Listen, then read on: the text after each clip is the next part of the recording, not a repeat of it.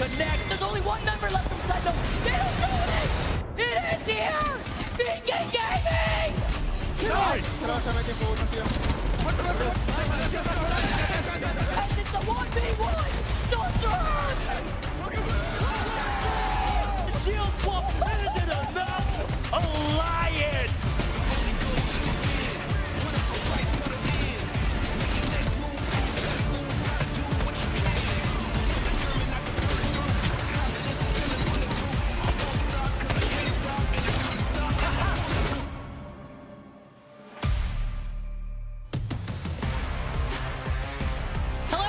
Welcome to the Apex Legends Global Series. We're back again, and now it's time for the last day of the regular season for the Americas, as we look to see which teams will qualify through to the regional finals. Onyx put on a clinic in EMEA earlier today, and now it's time to see which teams are ready to show out for the Americas.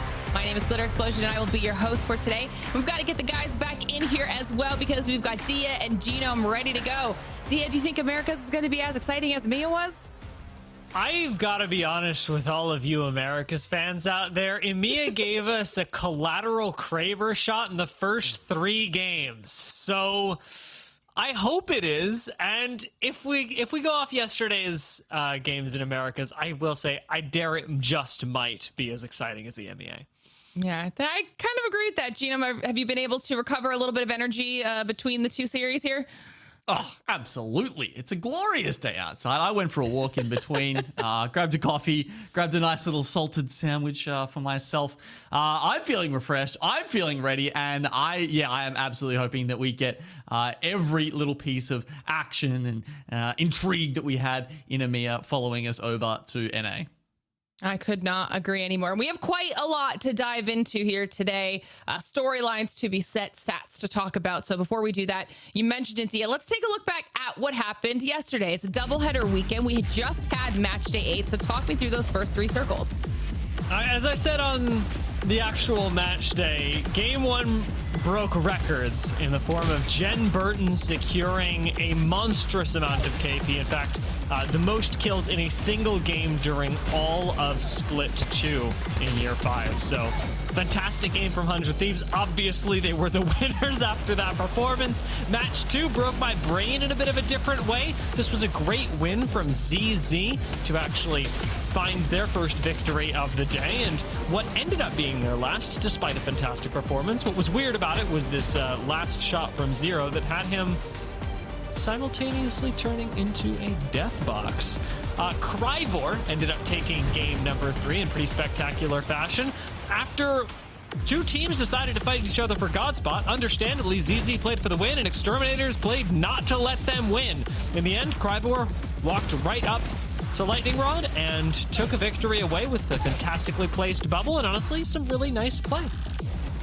Well, we had another couple of games over on E-District, and 100 Thieves continued their rampage. 12 kills in our 4th game, but it was a sneaky VP coming up from the low ground, waiting, biding their time, and then taking the win with a solid 9 kills for themselves in Game 4 over at City Hall.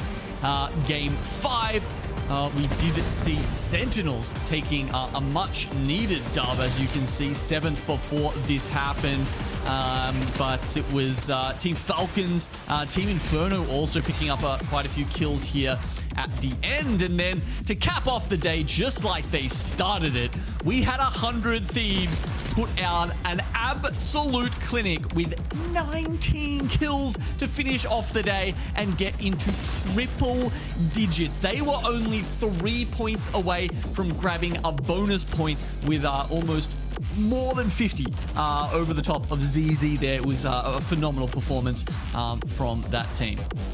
Insane. Triple digits is absolutely insane at this state of the game. I mean, second to last match day for some of these teams, because while this was our top 5 and 100 Thieves did have a phenomenal day, we still have today to get through to determine everything when it is all said and done. So let's start talking about today, because while there are some teams that have solidified their spots when it comes to our regional finals. We still have groups B and C ready to fight here today for those last remaining 7 spots. So which 7 teams will be seeking their success here today? We are going to find out. And I'm excited to talk about this lobby because between B and C, we've got a lot of teams that we want to be talking about. So I think what is going to be important, obviously we'll show you guys all of the standings across the board, but kind of paying attention to where some of these squads are when it comes to the bubble discussion. I mean, we've got Liquid in here,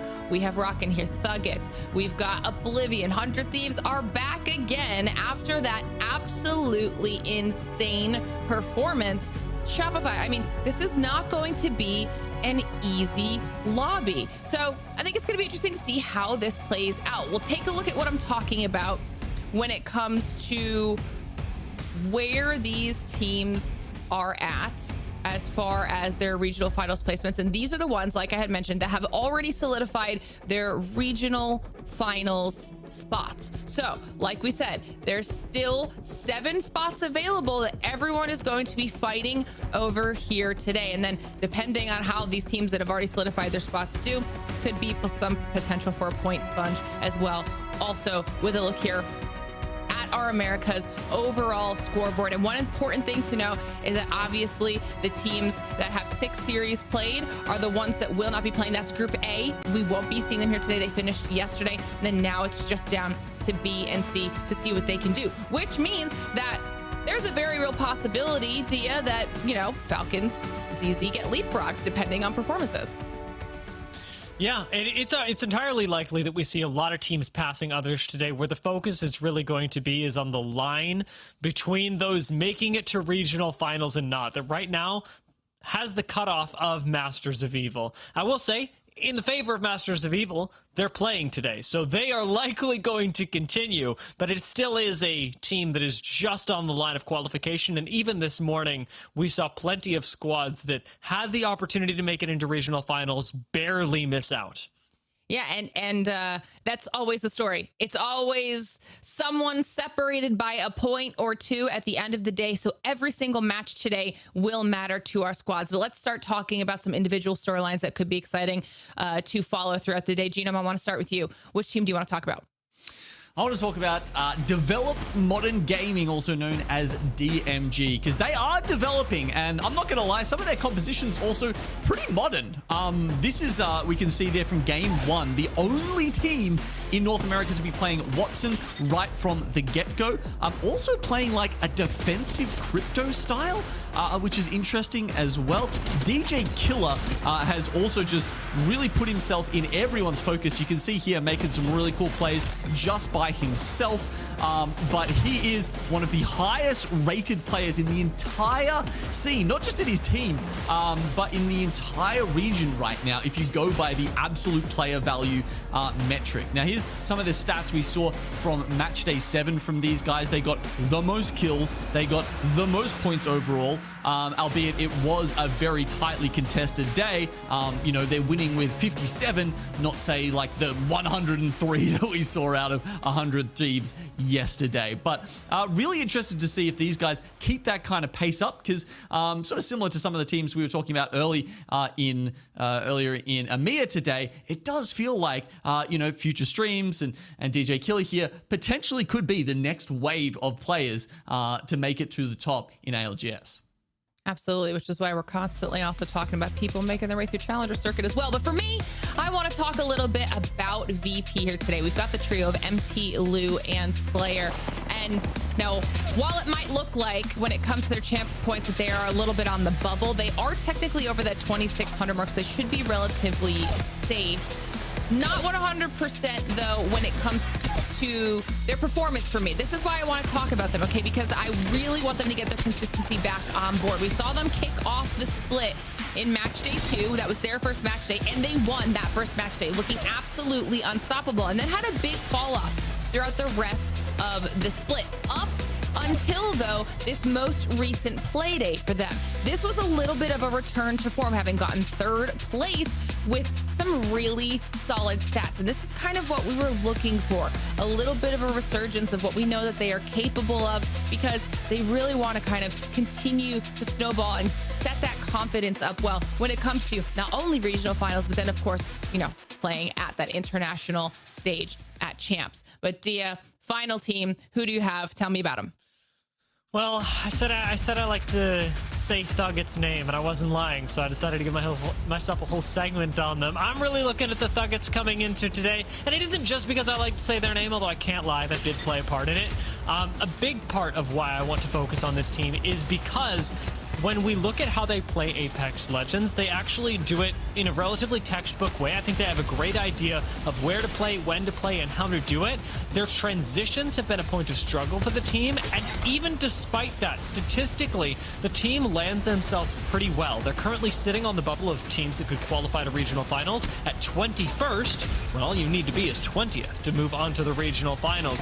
But the most important thing about this team is going to be the way that they play together. They did find a win last time they played, and they've improved in between their match days. The first time BNC matched up, they placed 18th. The second time, they placed 11th. This time, who knows? Maybe the THUGGETS just keep on going.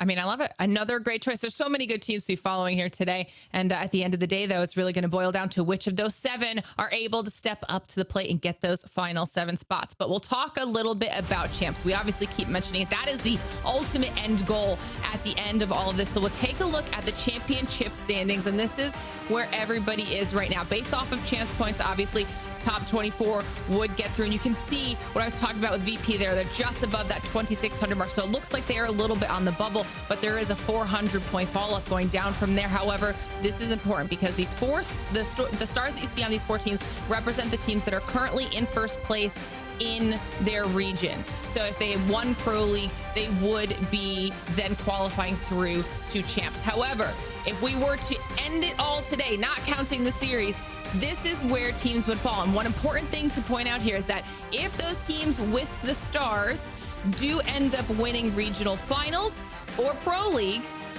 because they already have qualified to Champs through that avenue, their Champs points then open up slots below this dotted line at the 24th place mark, then opening up more spots for the likes of the TSMs, JDG, etc. Now, if every single team that was the top of the region also won regional finals, so they won Pro League and regional finals, the most spots that could open up is 8, and you saw that red line cut off there at the 32 spot.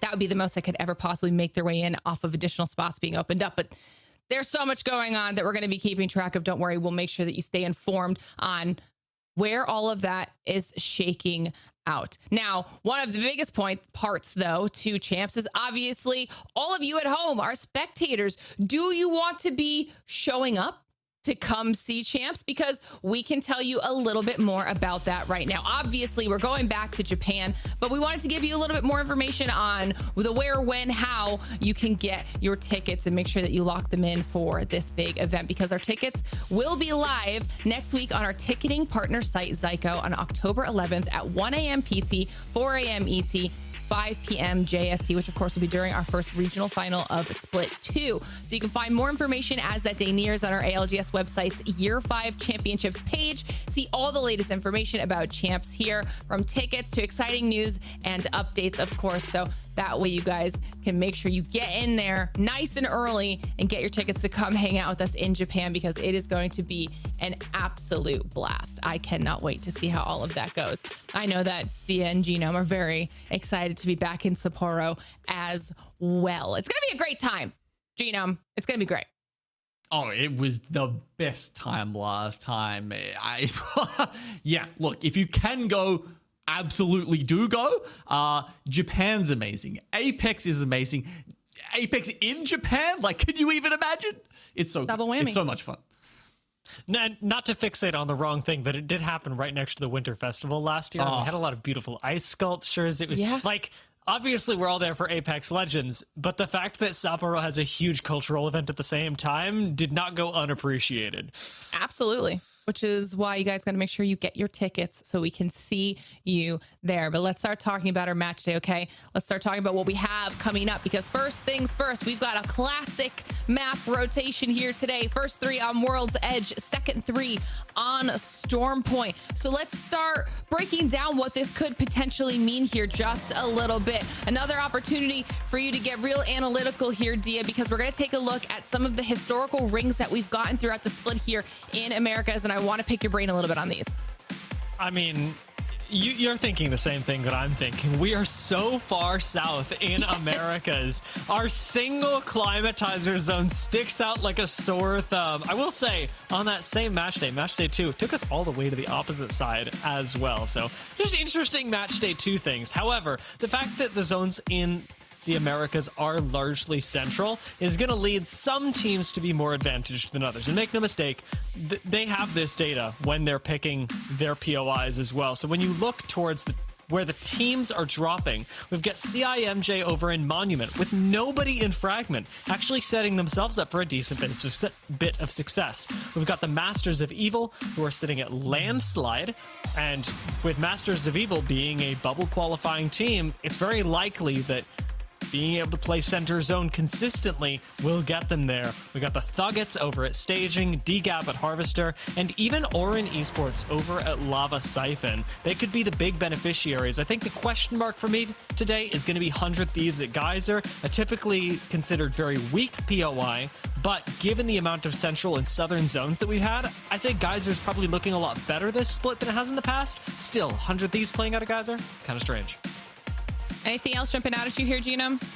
Well, I mean, Geyser might have been not the best pick, but if you look at the map, right, they've actually, they can potentially split a bit over to Ghost Town, maybe even to Siphon North, maybe to Fragment as well. There's actually a lot of potential scrap looting around 100 Thieves. So the way that the map has worked out, actually not too bad at them at all. I mean, the other thing, of course, is Skyhook East going unpicked means that Liquid have like a quarter of the map to themselves.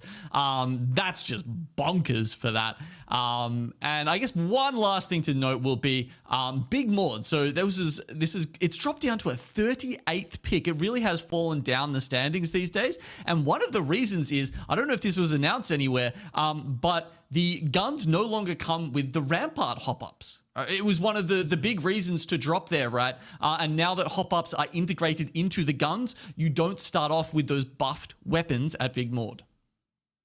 Love that catch. I love the catch. And I love the shout out for Liquid as well. Let's see if we can actually get a Sky any final circle there at Northwest something here in the Americas, and maybe that can benefit them. Yeah, or just anything up in the Northwest half. It's going to be a fun day. Now, of course, before we dive into match number 1, guys, if you want to make sure you're keeping yourselves up to date with everything that we've got going on here in the ALGS or just across the board, make sure you're following us on social media, X, YouTube, Insta, and TikTok. Both Insta and TikTok are new at Play Apex Esports, and then Twitch at Play Apex. And as long as you're following along with us on any of our social media platforms, you won't miss a single second of anything that we've got going on, whether that's ALGS, champs, fun side content, giveaways. As long as you're there, you won't miss it. So make sure, of course, that you are following. I think this is going to be a really fun day, and that we've kind of set the stage with our storylines. We know which teams to be keeping our eyes out on. Will we get a back-to-back repeat triple digits performance? Well, we are moments away from finding out, because match number 1 is ready to get underway. So Dia and Genome, let's kick off the final regular season day for Americas. It still sends shivers down my spine to think that this is the final day of the regular season. It feels like it all goes by so fast. It really is only 9 days, although we do spread it out over the weekends, Genome, but only 9 days is a very short amount of time, all things considered. It is. And it's the last one. It's the last region, last one off the block, right? I mean, we've got APAC South, APAC North, and EMEA have all locked in their 20 regional finalists now. It's just one left. Just one more region to decide. And we kick it all off here on World's Edge. Yeah, this is the best opportunity as well to make use of, in this particular case, Face It Watch, because there are a lot of different teams that are on the bubble of qualifying, that are struggling for dominance in the region, that are trying to make it to regional finals or trying to finish their season with a bang. I know you've got your favorites at home. You can check them out with Face It Watch, and most importantly, you can watch the map while you do it all. I love having map feed up. I've got it up all the time. I talk about it all the time, so don't worry if you don't have map feed up. If you don't want to have another monitor open, I got you. I'm going to keep you updated. But just in case, having the map feed open is always going to give you some critical context, and that is available exclusively through Face It Watch. As we do jump into our first game of the day in the last day of the regular season, Gino, we will be starting things off on World's Edge, and I'm very curious to see, map feed or no, where on earth this takes us. Oi, oi, oi. Well, 100 Thieves. They are currently looting Geyser. We've got DMG loading in. They are, as we mentioned, the only Watson team in the lobby. North America known for having a very homogenous set of team compositions, and that is absolutely the case here once again. If we go to, if I'm having a quick check of Rooney at our stats, we've only got 4 different compositions. 17 teams are playing Alta Caustic Newcastle, and then we've got 1 team each playing Alta Caustic Crypto, Crypto Watson Wraith, and Caustic Newcastle Wraith. So 3 outliers and 17 sheep. Are we allowed to call them that? You know what? Sure. Why not? Why not? I don't think there's anything inherently negative about sheep, so I think it works. Okay. I am surprised, though, to not see anybody running Gibby Caustic Newcastles. That seems to be the flavor of the week, shall we say, just a little while ago. Yeah, I mean, obviously, Gibby is more valued on Storm Point, especially if you're running a Trident POI and looking to make those bubble rotates. But that doesn't mean we haven't seen it on, World's Edge or E-District at all. So, yeah, I do agree with you. It'll be interesting to see if it creeps in later on in the series. I would expect so. If only we weren't banning Caustic or Newcastle. But he could be back. He could be back. He could be back. He could be back. He could be back. My man gives me hope. You guys likely saw the ring that was popping up, but just in case, let's talk about this one a little bit. Ring is bringing us all the way over to the eastern side, just around that. I think you called it Ghost Town. Some people call it No Name, but north of where 100 Thieves land in Geyser. And fortunately enough, 100 Thieves have just swooped down into Big Mod, gotten the ring scan, and gotten out.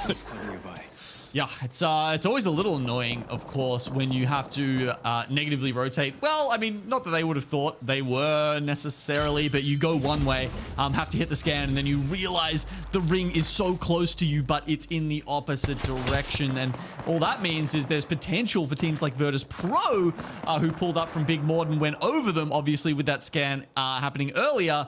And now a team that was further away and had less priority ends up on the wrong side of you.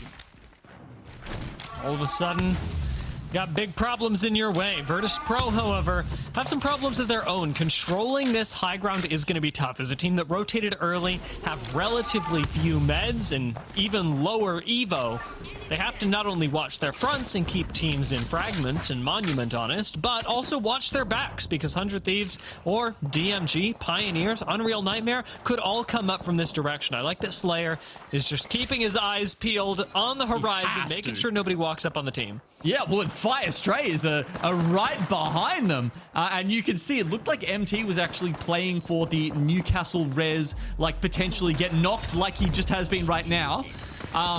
In order to give his Newcastle extra Evo and get onto blue shields. But of course, it's not a play without risk when you've got someone on your back. Luckily, Fire Strays have opted to go further around and look to be going through the Vault Tunnel instead. Unreal Nightmare also doubling back on their own rotate. They wanted to go through Big Mod, ran into DMG, and now we're going to run into DGAP. Unreal Nightmare, unfortunately, cannot find a frictionless rotate. They do still have Jump Tower next door to them if they're able to disengage. You don't want to take it with a team looking straight at you. But DGAP don't seem too interested in taking an aggressive fight either. They're here to defend their territory. but not too much more. A quick rotate from Unreal Nightmare takes them into the center of Lava Siphon, which actually puts DGAP in kind of an awkward position. You were rotating, a team popped up in front of you, and now they're behind you. Do you go forward or do you go backward? Hard to make that decision. Luckily, they've got the Crypto, one of the two teams in the lobby, running it to be able to scout out their surroundings and help them make that decision. Moving over to Fire Strays. Yep, who, as we said, were sort of heading in that tunnel direction. They've got 100 Thieves ahead of them in this tunnel, and DMG pulling up behind here. Yeah, 100 Thieves being in the tunnel alongside them does make me really uncomfortable for both teams, but mostly for Fire Strays, if I'm honest, because 100 Thieves have a much less risky position when it comes to their placement in the Americas. We know the 100 Thieves are going to regional finals. Fire Strays actually might not. They're right on the cusp and are one of the many teams from Group C that have not secured their place in regional finals. In fact, quick note on that. Group C has 5 teams that have not secured their spot in regional final. Group B only has 1. Interesting, isn't it? It's a big difference between the groups. And as you said, different stakes here for different teams. Some teams are playing for champs, some are playing for regional finals, some are, you know, just playing to have a good old time. We're talking about Shopify Rebellion, aren't we?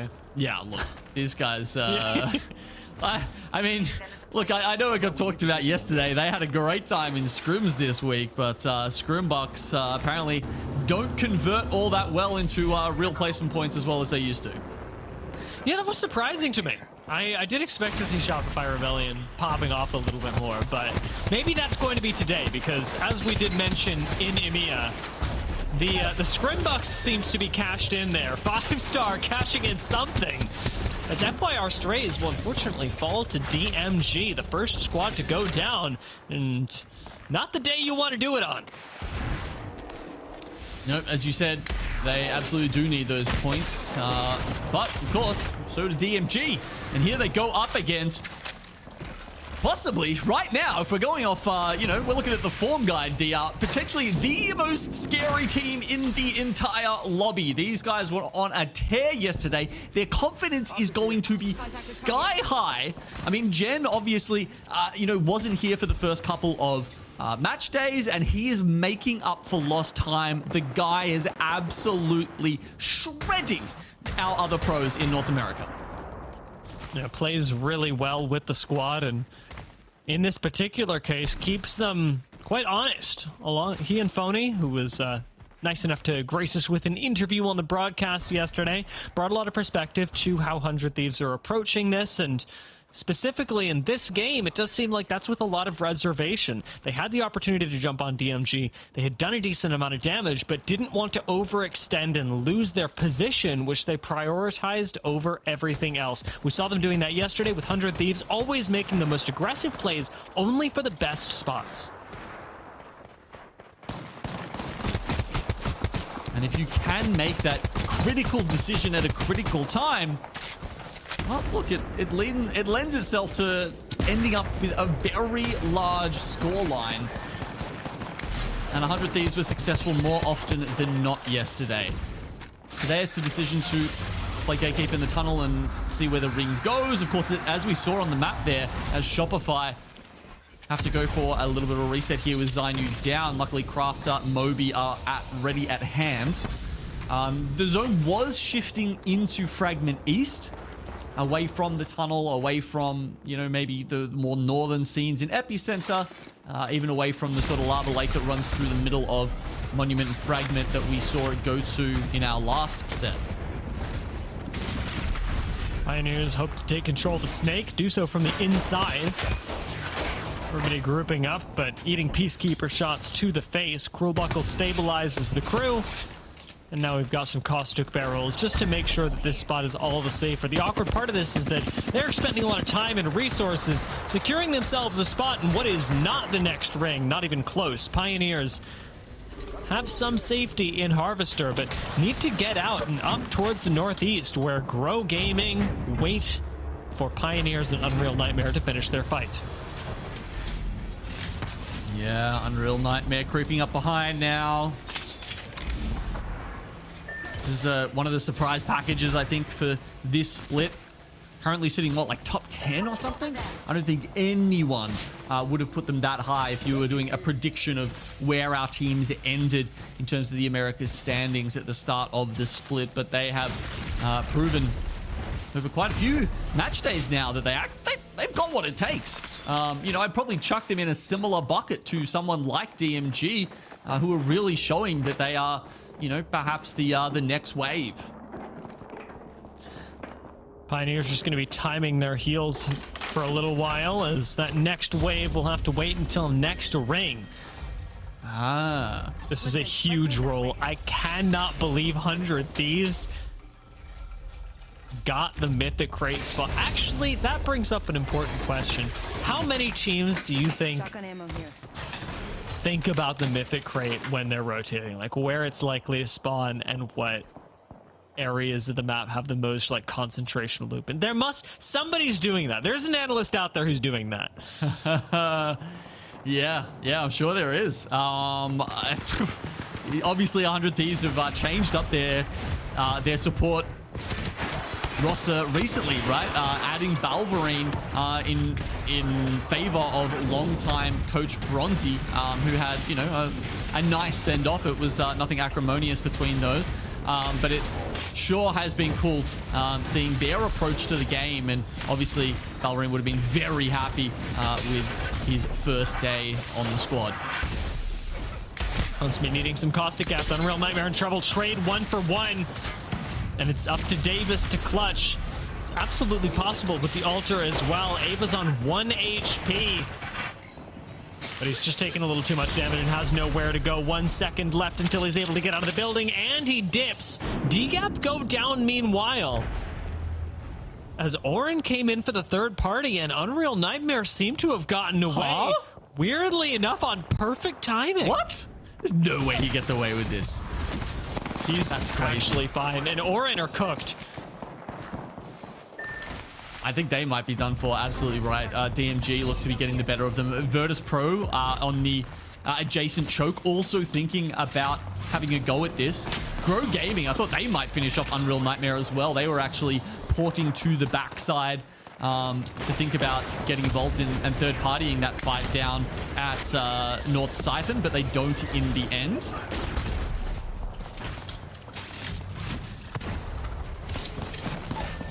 Pioneers reset not going too well, as Mav does need everybody to join them. But at this point, with the zone starting to pull further and further south, Pioneers aren't even going to be in the game for very long. Oren even shorter as they get eliminated, and DMG eating the focus of Grow. I wouldn't be too comfortable as them either. It seems like this south side of the map, much like Game 1 in EMEA, or rather, yeah, Game 1 in EMEA, has ended up being a big focal point. And if Grow Gaming can control this area, they've got a good argument for winning. Oh, yeah. I mean, you know, technically below ZZ and Falcons right now, but Grow Gaming are in the prime position to actually win the Americas Pro League. That's how solid they have been throughout the entire thing. I think they're the only team so far to have won 2 days as well. I do want to quickly note, for those of you to whom I was hyping up map feed earlier, we've got some nice god spots being held right now. Virtus.pro fighting for 1 with Grow Gaming, as we mentioned earlier. But then when we look a little bit further up towards the north, we've got THUGGETS dead center of zone. And when I've hyped them up in the pre-show like this, I'm not gonna let them down now. THUGGETS got Godspot. I said they played textbook Apex Legends. This should be a game they're able to walk away with at least a top 3 from. You know, in almost any other Legend composition, I wouldn't call that Godspot Dia, but because we have Caustic Newcastle, I think the position they're in, which I believe is under the bridge, will be quite defensible. That position that Grow and Virtus are fighting over, which is obviously more high ground, probably has slightly higher priority than them. But 100 Thieves also coming up with a nice spot here as they port in over from Ghost Town. 5-star, unfortunately, are taken down, and we get a nice shot of 100 Thieves, and in contrast, the THUGGETS. 100 Thieves who have fought their way here slowly but surely, and THUGGETS who very quickly rotated, leaving Din still on blue shields with this new castle. Not a comfortable spot at all. Pioneers are going to go down, and 100 Thieves are being focused, which might actually force them into THUGGETS. You're seeing that mid-zone reset right now? Unreal Nightmare are directly in the middle of the final zone, and they somehow just got both of their teammates back into it. All right, sure, fair enough. Shopify Rebellion go down in the meantime. Also, Team Inferno, we've got Rock with the Kraber, and they're going to try and force their way a little further into the zone. They're just out of it right now. Potentially THUGGETS, maybe even 100 Thieves in the crosshairs. See what Saucer can do with this. 100 Thieves get abducted. Jen Burton gonna go down to the nade from Lorzy. 100 Thieves in shambles right now as they get pushed by the THUGGETS and taken out. THUGGETS do not coexist with nobody. I'm hyping them up. I'm hyping them up. THUGGETS have got this, guys.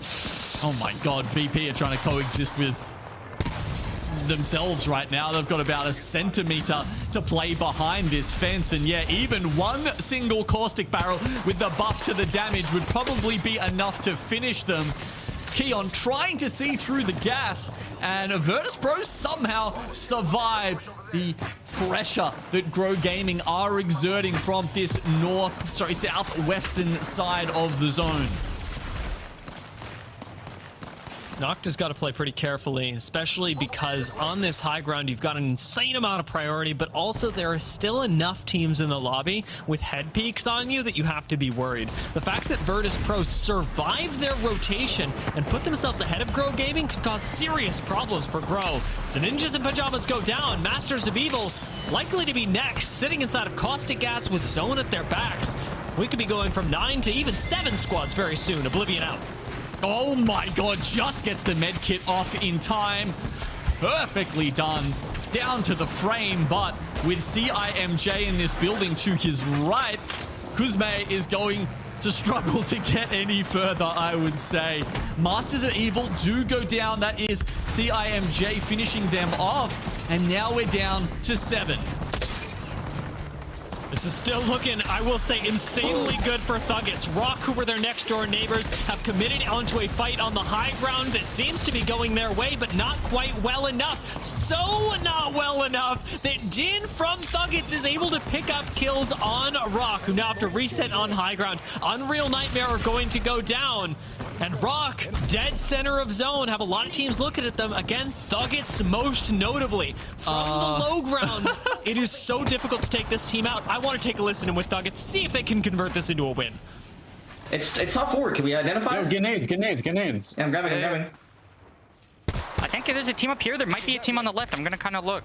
I'm like on the left, bro. I don't know if anyone's left side. Wall here. I'm like looking. Are we good? I'm holding the right, bro. I'm holding right. Yeah, hold the right. I think this whole hill, bro. Yeah, we do. Do we? Yeah, we Should I come to you? Yeah, no. You should stay there. We don't want to get red. Okay. I'm good. Chill, then. Chill. We don't need to even peek, bro. We literally I know, just play. I have We don't even. We play this still for K people. We still. We On your left. Okay, that's fine. Give me. One kid. No, two. You need to get I can healthy, make then. it. Yeah, I know. I'm destroying the team. I'm trying Just to let him play that. Let They him can play swing that. us. I know. We need to get barrels over here because they can look down on us. They're not going to be in for a long time, though. But yeah, they're just farming the I other got the road. full Excel. Do you guys need? Can we shoot him on left? Yeah. Just Try to focus on left. rip them. 100 caustic. They're shooting. They're shooting out, bro. THUGGETS have identified their threats. They're focused on the team on high ground and how long they can outlast with their position. We'll see if they can convert, as right now CIMJ start eyeing the position of THUGGETS and very quickly get taken out. That is 8 KP for the THUGGETS from low ground, and they start moving up on Rock. A very dangerous proposition with exterminators on one side, Rock on another. THUGGETS seem to have moved themselves into a scenario where, unfortunately, their only way is between these two scary teams. Let's see what they can do. No catalyst, no safety, and Rock not willing to overextend. Yeah, I mean, look, they've popped the evac tower. I don't know if that's going to really help them a lot. As soon as Rock start picking over, though, they are looking at exterminators. And THUGGETS maybe can just survive for the meantime. They were the ones who cleared out Virtus.pro and Pro Gaming up the top and gave themselves a chance to win this. Can they pop in here and third party at the right time? They should be able to. I mean, Rock are resetting on this high ground, and it is disastrous for them. Exterminators go down, and a second place for THUGGETS is absolutely fantastic. Rock come in. They claim the victory. But for a team like Rock to win that game and THUGGETS getting second place, it is exactly the kind of thing that both squads want. Yes, Rock want to win. Yes, they want to end the season on a banger, but we're talking about THUGGETS, man. THUGGETS want regional finals, and with a second place here, they've taken one big step closer to it. It was a big game. I mean, I think the mid game was fantastic. 14 kills. As we said, they killed both Virtus.pro and Grow Gaming, who I think were in good positions to cause them problems. Honestly, look, I don't want to put too much of a dampener on this, but I don't know if I agree with you there at the end, Dia. I feel like there was a window there. There was a good sort of 5 to 10 second window where they could have sent that and made a difference in that final fight, and they sat back, and then we just saw a small amount of time, which allowed Rock to peek over with the triple stake, start hitting them with the 111s, and take the game for themselves. So maybe a small missed opportunity for THUGGET, but they still end up with quite a healthy margin and quite a big stash of points in that first game. Yeah, I mean, I think that this looked really good for both teams. And like you're talking about, there's likely room for improvement for the THUGGETS. In fact, that's probably why they're in 21st to begin with, is they've got a little ways left to go. Right now, the fact that they're in second with 23 points, though, is going to be a pretty big help to that particular standing. Rock do win the game with 22, and pretty well played from them as well. I mean, I loved the way that Rock was able to clean up the fights, especially using the Altar very aggressively, and they'll have access to Altar once again, as it's a caustic ban. With Rock taking the first game, THUGGETS taking the lead. We've got Exterminators right behind them at 17 points and CIMJ at 10. It is just the first game. Pretty high scores for our first couple teams. The fact that both of them are over 20 does mean that a lot of kills went their way. Yeah, I mean, the right side of that screen is looking like a Krispy Kreme shop right there. Unfortunately, only DMG with the 6 kills. It took me a second to figure that out. I'm going to think on it. I'm going to grab some water, and I'm going to get ready for whatever game 2 has to throw at us after the break.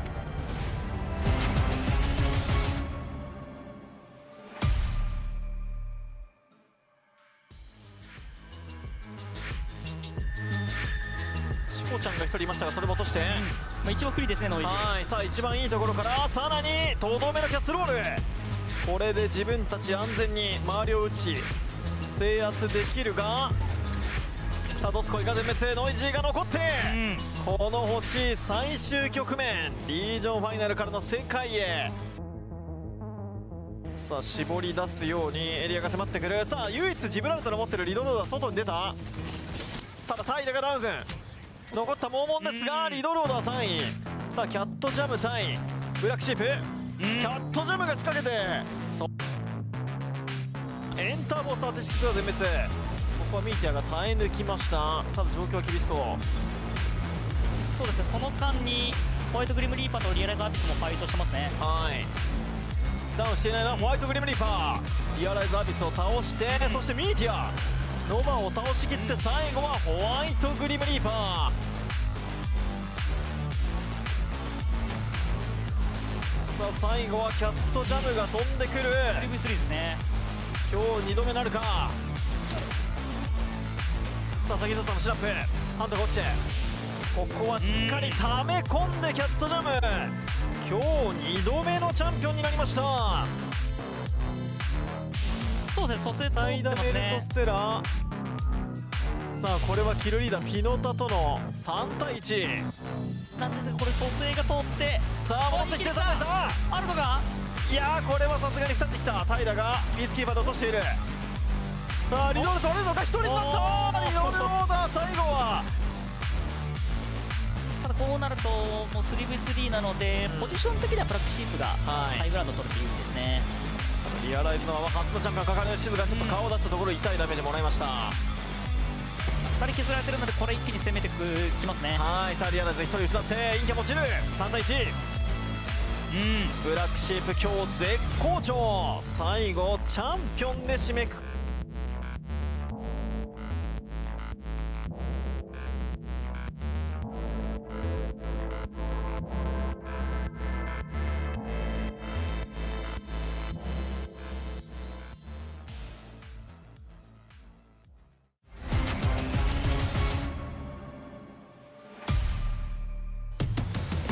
Welcome back, everybody, to the Apex Legends Global Series, where match number 1 is done and dusted already. We are keeping things moving here as we look towards match number 2.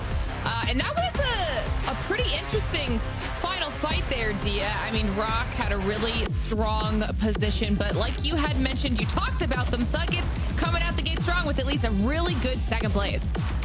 Yeah, and Gino mentioned this as well. I think the biggest factor in the fact that THUGGETS got second place was the fact that Exterminators, when they dropped, attracted a lot of attention from Rock. It is, in moments like this, a look one way or look another scenario, and Rock looked at Exterminators first, took them out with some fantastic play from Sorcerer, and then managed to actually get the res, which was the biggest factor for Rock. All this time on high ground is exactly what Gino was talking about, where he would have liked to see a more aggressive THUGGETS, and I have to agree, it would have likely gotten THUGGETS, if not a victory, closer to it.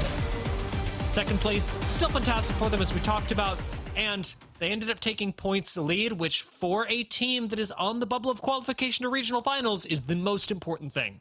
Absolutely. But we do talk about that a lot, right? How sometimes, you know, a little bit of indecision here or there can completely alter the outcome of a fight or even an entire game.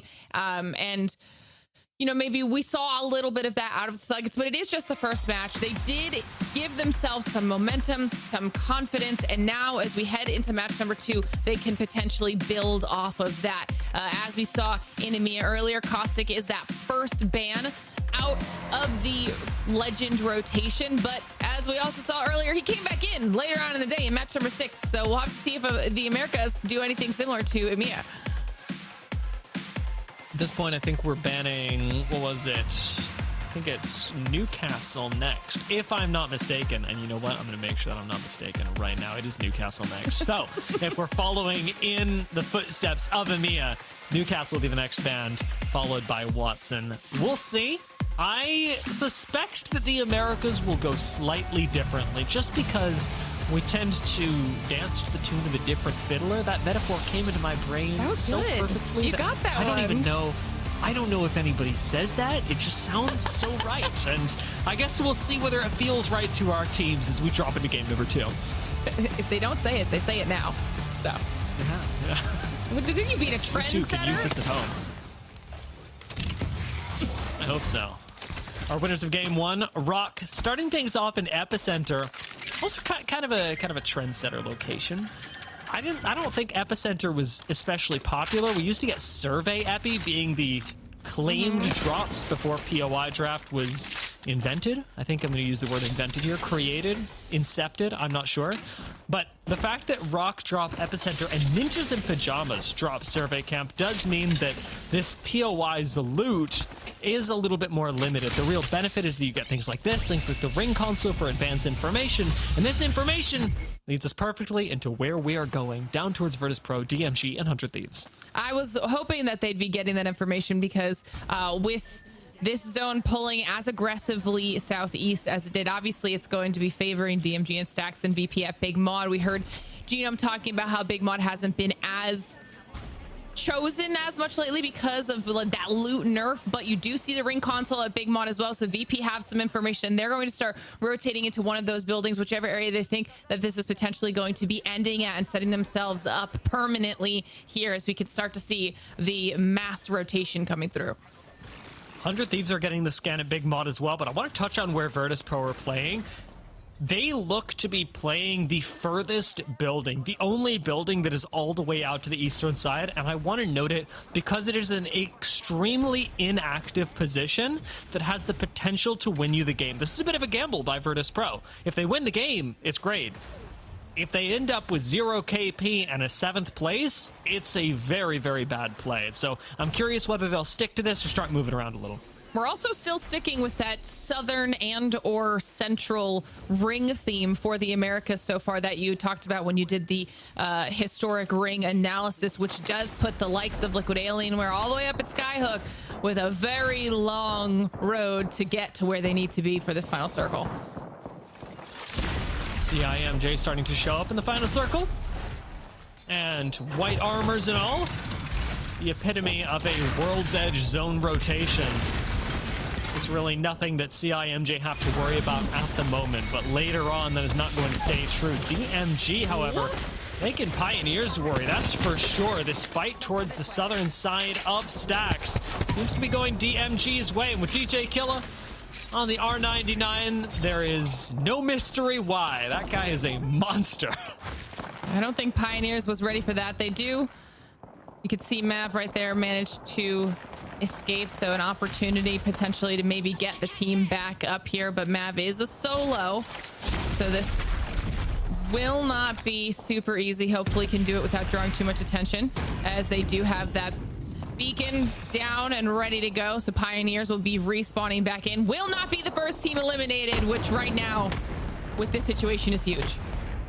The nades landing on Mav did make me wonder for just a second. Oh no, they're gone! I cursed that. Oh my god. That's okay.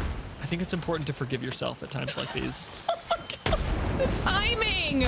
Are you kidding me? That was like, because he got the res, and so that was like 1 second off of them registering as being rezzed. You don't see that every day. DGAP fighting up the hill right now. Maybe the second team eliminated if they play their cards wrong, and right now, going up the hill, it is extraordinarily difficult to actually play them right in any way. Taken out, they are the second squad to be eliminated, and the Masters of Evil are the ones to take the kills. Unreal Nightmare not in time to third party, are just going to continue on their merry way. And that means Masters of Evil inherit basically all of Dome side. Nobody else is playing this hill, which could be quite good for Masters of Evil. The southern side of this circle right now is a bloodbath, as we've got some of the earliest exits we've seen in a while here. Already down to 18 squads.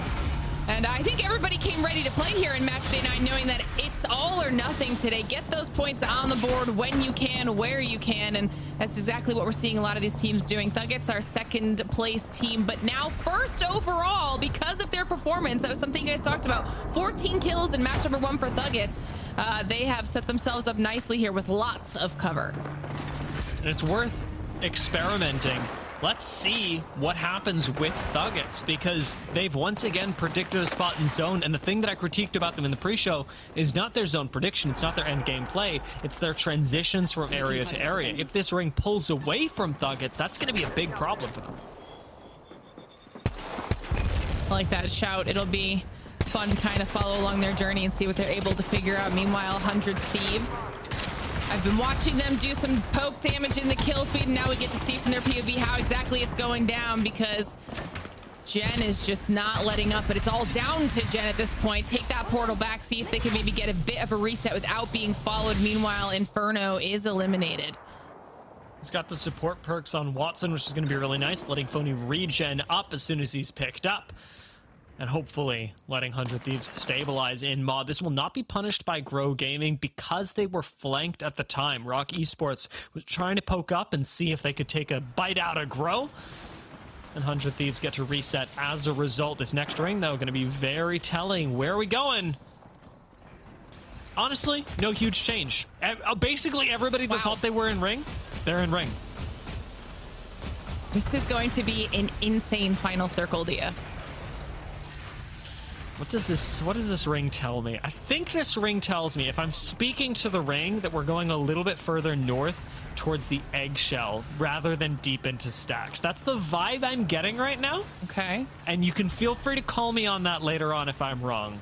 But that seems to be the biggest shift. Shopify Rebellion making their way in from the north. Liquid Alienware right alongside them. Keep your eyes on these two teams, as them clashing last time ended up really hurting Shopify's Rebellion's chance at a rotate. They'll also be looking to see if there's any opportunity for them to be grabbing those evos or any additional information on the ring as they do continue those longer rotates down to the southern side, knowing full well just how many teams will have gotten in there early and already claimed some of those best positions. 5-star, though, another squad that's down there on the southern edge of the circle, looking to see if they can maybe move in or if there are teams that will be looking their way. That is one of the big things that shifted with this next zone being revealed, if you were able to get that information, and 5-star are able to get it as they dip back into Dome and at least get the scan on where everyone is at. This ridgeline is unlikely to be a game-winning position, which puts 5-star in a very awkward spot. Do they end up sending some teams in stacks and exposing themselves to a barrage of fire, or realistically, do they fight Oblivion, who are in the tunnel that connects Lava Siphon and stacks? And they were looking at that tunnel a little bit. I think they are aware that they do have a team in there. So we'll have to see how they handle it. Now getting to see where Liquid Alien, where are you would call that they might run into Shopify. And we see those pings coming out, but Shopify is playing it safe, staying in Geyser for just a little bit here, giving themselves some room while Liquid Alienware are determining which way they want to continue this rotation. Both teams have placed Void Nexi. That's what we're going with. Love to it. give themselves a retreat should they continue and find a little bit of trouble. For Shopify Rebellion, that's actually extremely likely, since their choke point will take them directly into Grow Gaming. And for Exterminators, you wish that they had a little bit of a retreat. Right now, I'm not seeing a Void Nexus that's been placed for them, but since they're moving up onto this high ground and challenging 5-star, there's a world where Exterminators suddenly find one knocked and have not much that they can do about it. We'll see what the ports look like, as Altar Portal does take them a little closer to the high ground. Are they winning? They've done a lot of damage. Maybe 5-star just gives this up. This is tough for 5-star too, because they don't have a lot of safe space to retreat to from here. They know they've got Oblivion in the tunnel, Masters of Evil right in front of them, who will also hear these shots coming through and be looking this direction. So Exterminators will be able to force 5-star out of the way. It doesn't put them in a great spot either, but it at least puts them safe into the next ring that they can then decide what to do from there. Grow Gaming did take out a member of Rock really quickly. Rock are playing the Eggshell up to the north, and while Exterminators cement their position here, it's worth noting that 5-star did solve the problem earlier. It didn't end up moving on to Oblivion as Exterminators pressured them off of that fight, but that panic and that quick move ended up getting them a spot in stacks, one that Exterminators might be looking for off this jump tower. This is going to be risky with how many teams are in stacks right now. There's going to be lots of bullets flying through the sky. Will they be able to make it through unscathed? They try to go far east, similar to where VP is in their position, and we do finally get to see the next ring shift, and it is not what these teams were planning here, Dia. So this should be interesting as Exterminators survive and have a place to hold, at least for now. I know you said it's not what the teams were expecting, but let's give me a little credit. It is exactly what I said was going to happen, and I am not letting that go. Ninjas in Pyjamas crack open the Mythic crate and get themselves a triple take for their trouble, should they choose to accept it. And they do not. The triple take unloved and abandoned. Tragic. Sad. We get a look here now. I'm almost crying. You might not believe me, but my breath hitched. They're waiting for the Kraber because they want their own collide here in Americas, as we get to take a look here at this ring. 100 Thieves set up beautifully. Shopify moving into big mod as well, seeing if they can maybe claim a little bit of safe real estate. And as I talk about the Kraber, it's in the hands of Karev here. I see now why they didn't pick up the triple take. I also would not downgrade from a Kraber to a triple take. And McLovin with the G7 actually gets quite a bit of value out of this as well. With the way that hop-ups function in today's economy, having a G7 by your side can really help you, especially when you're playing Rampart and want to benefit from the additional Sheila. Ninjas in Pyjamas do have a problem to solve, though, and that is the Team Liquid Alienware actually have a pretty easy to defend position. Even with a Kraber, through an amped wall, a Kraber's doing nothing. And Karev's got to get creative with a shot angle that he's having trouble finding right now. And he doesn't really have a lot of time to be peeking. And while all this is happening, you could see creeping off to the side there, You've got Grow Gaming just peeking around the side of the mountain to see if maybe there's an opportunity for them to clean up. A shot was taken care of, does not connect, but this might be the moment that they decide to move in and see if they can maybe push Tila out of their position and claim it for themselves. Look at the amount of shields between Tila and Ninjas in Pyjamas, though. It is going to come down to a close-range fight, if anything. You can see Yanya dipping just below Liquid Alienware, and that might be the call from them. If Ninjas in Pyjamas want to play this aggressively, honestly, as Liquid Alienware, I'd be second-guessing myself, too.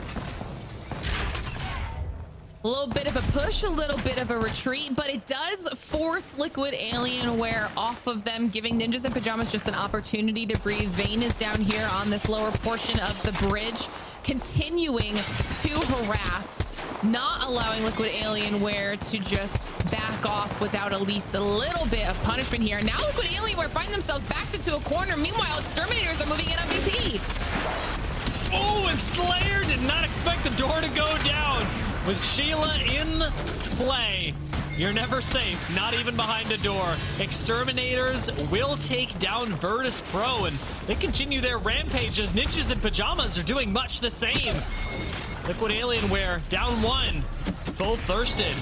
With NIP cleaning them up. You can finally get some more light ammo, because I'll be honest, I did notice they were running out, and I was starting to sweat. Liquid Alienware down 3 KP to Ninjas in Pyjamas, and this is a big question that we'll answer as well. Teams like CIMJ, teams like the Thuggets, are going to have to move on the next zone. And again, we had noted this as a potential weakness of the Thuggets. Can they mend it for their second game and for a chance at moving into the regional finals? We can also see that Grow Gaming did decide to back off, trying to third party what was going on between Ninjas in Pyjamas and Liquid Alien, where they've now moved into Big Mod, where Shopify and 100 Thieves have been having a battle back and forth, and you can see the 100 Thieves are a bit injured here after some of that damage has come through. Grow Gaming's on the outside, trying to see if they can maybe peek in, while Jen is trying to keep them at bay.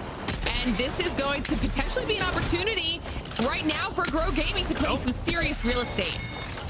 Sometimes you got to shotgun them, sometimes you just punch them right in the face. Jen Burton goes down, Verholst as well, and that leaves just Phony alive to try and get these reses, survive, rat, whatever he wants, but limited time to do it. Fire aren't doing too much better, as most teams are gonna have a miserable time leaving this southern side of Stacks. This is where the kill feed is going to start lighting up, because these teams are about to go down. Okay, Oblivion injured. Thuggets, though, surviving here so far with just a little bit of cover, and should be able to watch some of these other squads having to push out. They can see people above them. They're trying to see if they could have maybe landed that kidnap. It doesn't connect, but they are aware that they have to keep their eyes not only above, but also below. Full charge is expended. Nobody's going to be going through the wall anytime soon on Thuggets, and for DMG, it's a bit of a different story. Rock would like kills, but they'd like to win the game a little bit more, and that's the reason we don't see them extending too much to try and finish off the kills that they had on DMG, letting teams like Ninjas in Pyjamas pick some of that up. CIMJ are positioned opposite Rock. Rock has been holding this spot for a very long time, too, so they've had the opportunity to set up quite a few of these rampart walls, as Vaxon's trying to use the Sheila, see if he can maybe clear CIMJ out. They are eliminated, and now that opens up so much breathing room for Rock until the likes of the Unreal Nightmares and the Thuggets start to have to move in. Vaxlon's doing the perfect thing, though, playing out, playing aggressive. As Oblivion go down, Rock's focus has to be on controlling as much of this eggshell as possible, showing as much presence as possible, because the big advantage of this eggshell is that nobody can see into it.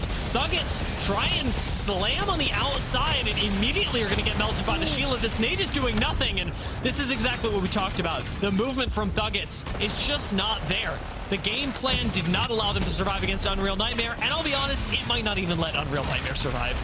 Yeah, because now this is the third-party opportunity that anyone who had held on to a little bit of building space was hoping for, or Esports tried. They do go down, though. Exterminators shortly follow. 100 Thieves going down on Big Mod, and this is the final collapse. And all the while, Ninjas and Pyjamas have just been waiting on the outskirts on the northern side, looking for their moment to strike. Grow Gaming has claimed some space on Big Mod as well as they continue to move in alongside Shopify Rebellion, trying to take out this rat in DMG, but this is not setting up Grow Gaming as it's just down to Dropped. With one little bit of zone left, Dropped is going to try and go for these reses, and Shopify Rebellion haven't actually stopped it just yet. They do finally, with an Altar Abduct, take out Keon. And that puts Grow Gaming right into the clutches of Shopify Rebellion, who have extended quite far to make this happen, but are going to make it happen no matter what. Grow Gaming are down. Shopify Rebellion have a nice spot. Ninjas and Pyjamas looking straight at them. We're down to 5. Oh, that was rough. That was chaos. And the whole time, Rock has been sitting here in this eggshell, just doing a little bit of poke damage. But like you said, never fully committing, never overextending until they absolutely have to. They've got great angles on these teams that are just north of them. And Ninjas and Pyjamas have now found themselves sandwiched between Shopify and Rock when they previously had such a strong position. When it comes to the southern side, Unreal Nightmare and Masters of Evil are the only 2 teams to survive coming out of stacks. Rock have got problems that Unreal Nightmare don't. While Rails has infinite ammo, Rock has stayed in the eggshell long enough that they're starting to run out. And Unreal Nightmare, they've run out of patience, pushing up onto the Masters of Evil to finally clear their sides once and for all. Huntsman lands 1, 2, does not get the 3rd Mastiff shot and goes down for his trouble. Kuzme and Miles still up and actually starting to res, starting to reset for the Masters of Evil. Great job staying alive there with Masters of Evil, but now you've got Shopify in the north. Rock has been trying to hold this final circle position with these Sheila walls with the Rampart walls for a while now, and Shopify are looking to see if they can maybe sneak up on them, maybe get a little bit of an angle here, and it's going to be interesting to see how they handle this. They do have Maggie, so maybe that drill will come in useful. Already it's bought them enough space to move up.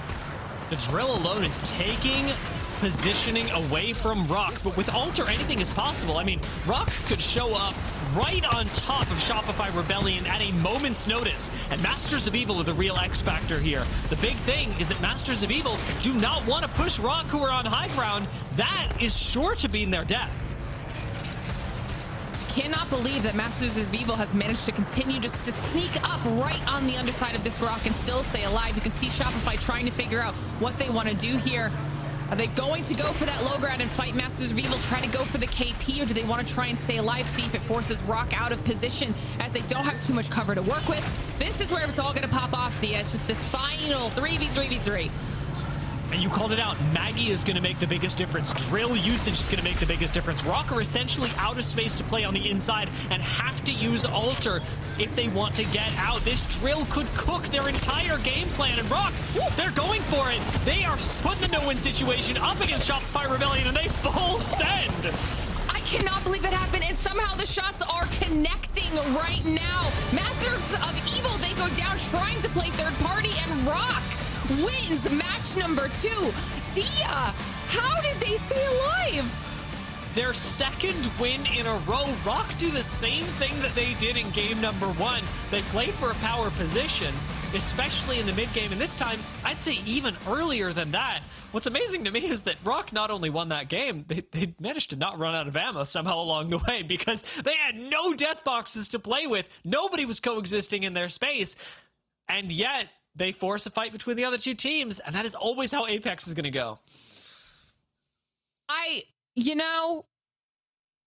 Rock took the fight to Shopify, and I really thought that that was potentially going to be their undoing. I thought that would be when Masters of Evil would then peek up over and do so much damage that Rock couldn't recover, but they just 3v6'd and came out on top. I mean, Rock look so strong right now, Dia. That was also a very conservative game. At the same time, like you said, like they didn't push anything. They were getting KP, but not close enough to them that they could then turn around and go get all the loot from the death boxes. So 4,500 damage essentially between the 3 of them and 8 kills is quite conservative, but they did it so perfectly that you end up getting a win out of it. especially when you put it next to your Game 1 performance. A 20-point win is always going to be good, but next to another win, it's going to look even better. Shopify Rebellion do claw back some momentum in this game. We had serious questions about them. I had serious questions about them yesterday during match day 8 when it looked like they were falling apart. Even in this first game, they didn't look fantastic. But Shopify Rebellion do manage to get a little bit of momentum in this second game, putting up 16 points. It is still going to leave them pretty far off the top of the leaderboard. 5th place right now, where Rock are at 42, dwarfing everyone else's points. And look at the difference as well with the double digits in the KP for our top 4. And then it falls off pretty aggressively from there. We talk about point sponges all the time. And we're seeing exactly that happen just across multiple teams right now, which makes it even harder for the teams at the bottom to get the points that they're going to need. So we're going to need to see some of these squads picking up quickly because we only have 4 matches left. But of course, it means we also have 1 more match left on World's Edge. So before we dive into it, we're going to send it to a short break. Don't go anywhere.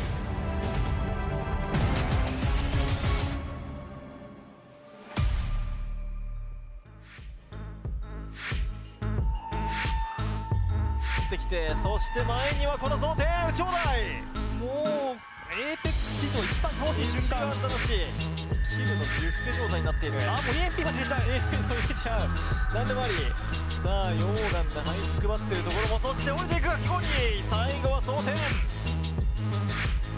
結果的にはもう3対3対1というこの状態ですはいさあピアイの強化が残っている気づかないんじゃないですかねこのシチュエーションさあと後ろよく気づいたクロムさあトリニティですがルリー落ちるこれでフィンキー1人になって最後はノーアバウトミーさあナメネ失っているがイジェクトも塀から逃げ出すことができた位置からクレバーさあ分からないぞ想定が全滅しているいや4ス組誰も落ちないさあレジェクトさあポテ単独で全滅イジェクトはまだ1人残っているアルファがいるがこれ全滅さあフナティック取れるのかいや最後はリアライズノバでしたいいですね両方いい感じでそうですね削れてフィンギー落ちたさあトリニティが先に全滅そうするとあとはフナティックちょっと心配もありましたが久しぶりのチャンピオン近づいてくる最後はグラップリングフックから仕留め切りましたフナティックさあリドルオーダー今日は先ほどの6試合でチャンピオンを取っているさあこれは3人残っているリドルが踊るメルトセラのハカさあこれがリドルが受け継いできた DNA で今日2度目のチャンピオンとなりましたこの対面入キャッスルさあこれは距離があるがグレネードも怖いぞ最後はグレネードでとどめフナティックはここで砕け散りましたチャンピオンフィニッシュとはならないさあ最後はスターゲイザー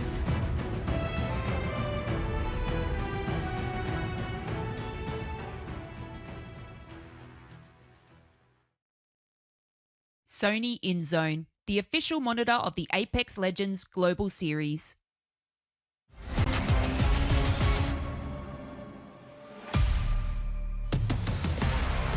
Welcome back to the ALGS Pro League here in the Americas region. My name is Deanna. I am joined by Genome, and we've just finished our second game of the day. The second game won by Rock.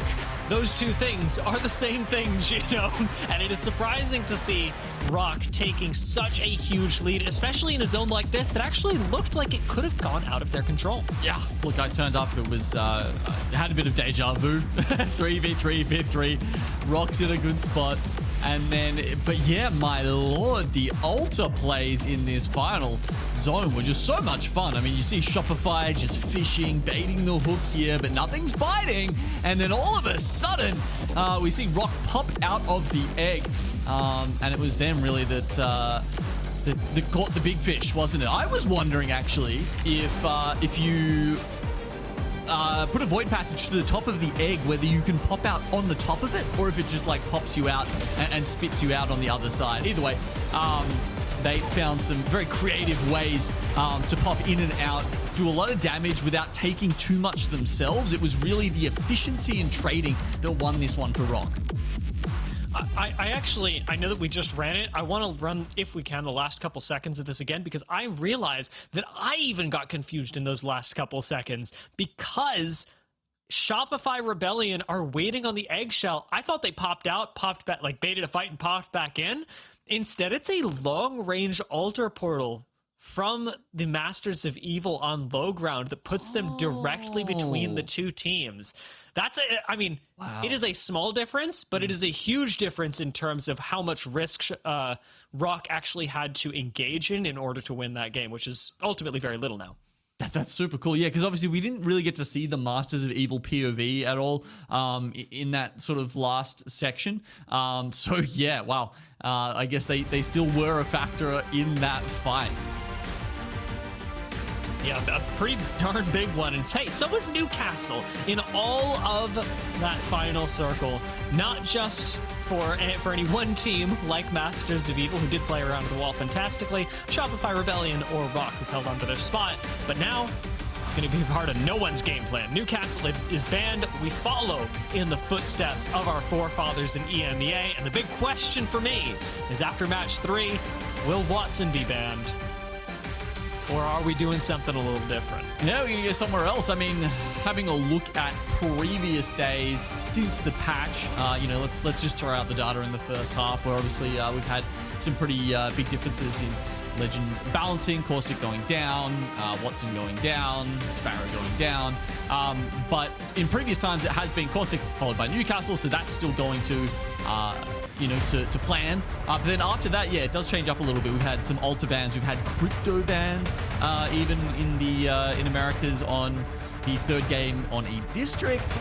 So yeah, I think it could be one of those three: altar, crypto, or Watson. Certainly seems like the global meta, at least in the West regions, is what I'm going to call them, the EMEAs and the NAs, is more homogenous than it may be across the rest of the regions. Absolutely. With the Americas really being the epitome of that. We do tend to agree on one or two compositions, like you talked about, the sheeple. But you were absolutely right. As we pop into our third match and our final match on World's Edge, Watson is the most picked legend and will be banned moving into game number 4. So enjoy while you can, because next match on Storm Point, you are eating grenades.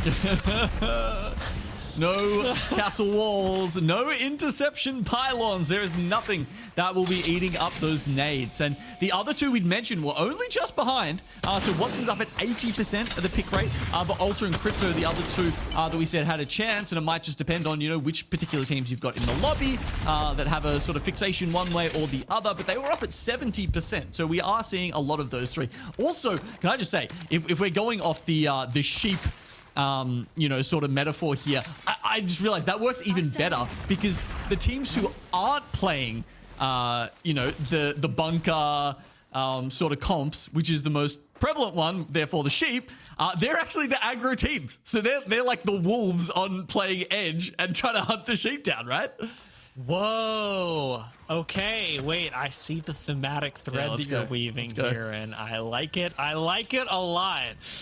I am looking forward to seeing a few more Maggies on that thread as well, because seeing that come out from Shopify Rebellion was quite exciting, and we've got some on Fire, we've got some on DGAP as well. Maggie is increasingly a prevalent pick, so much so that we're even seeing the Ninjas and Pyjamas pick this up. Yeah, I was really hoping in that last circle in game 2 that we'd see some really clutch Maggie duels come out, but it seemed like there was just enough space inside that dome for Rock to be able to dodge them, and they were mostly used on Masters of Evil. We see Monsoon pick up an early finish there onto Serial Cat, so that's one down already for 5 stars. Given the timing with which that door opened, they almost stuck 5-star as well. And the fact that 5-star have stayed in this building or in this area likely means that Oblivion are going to find them.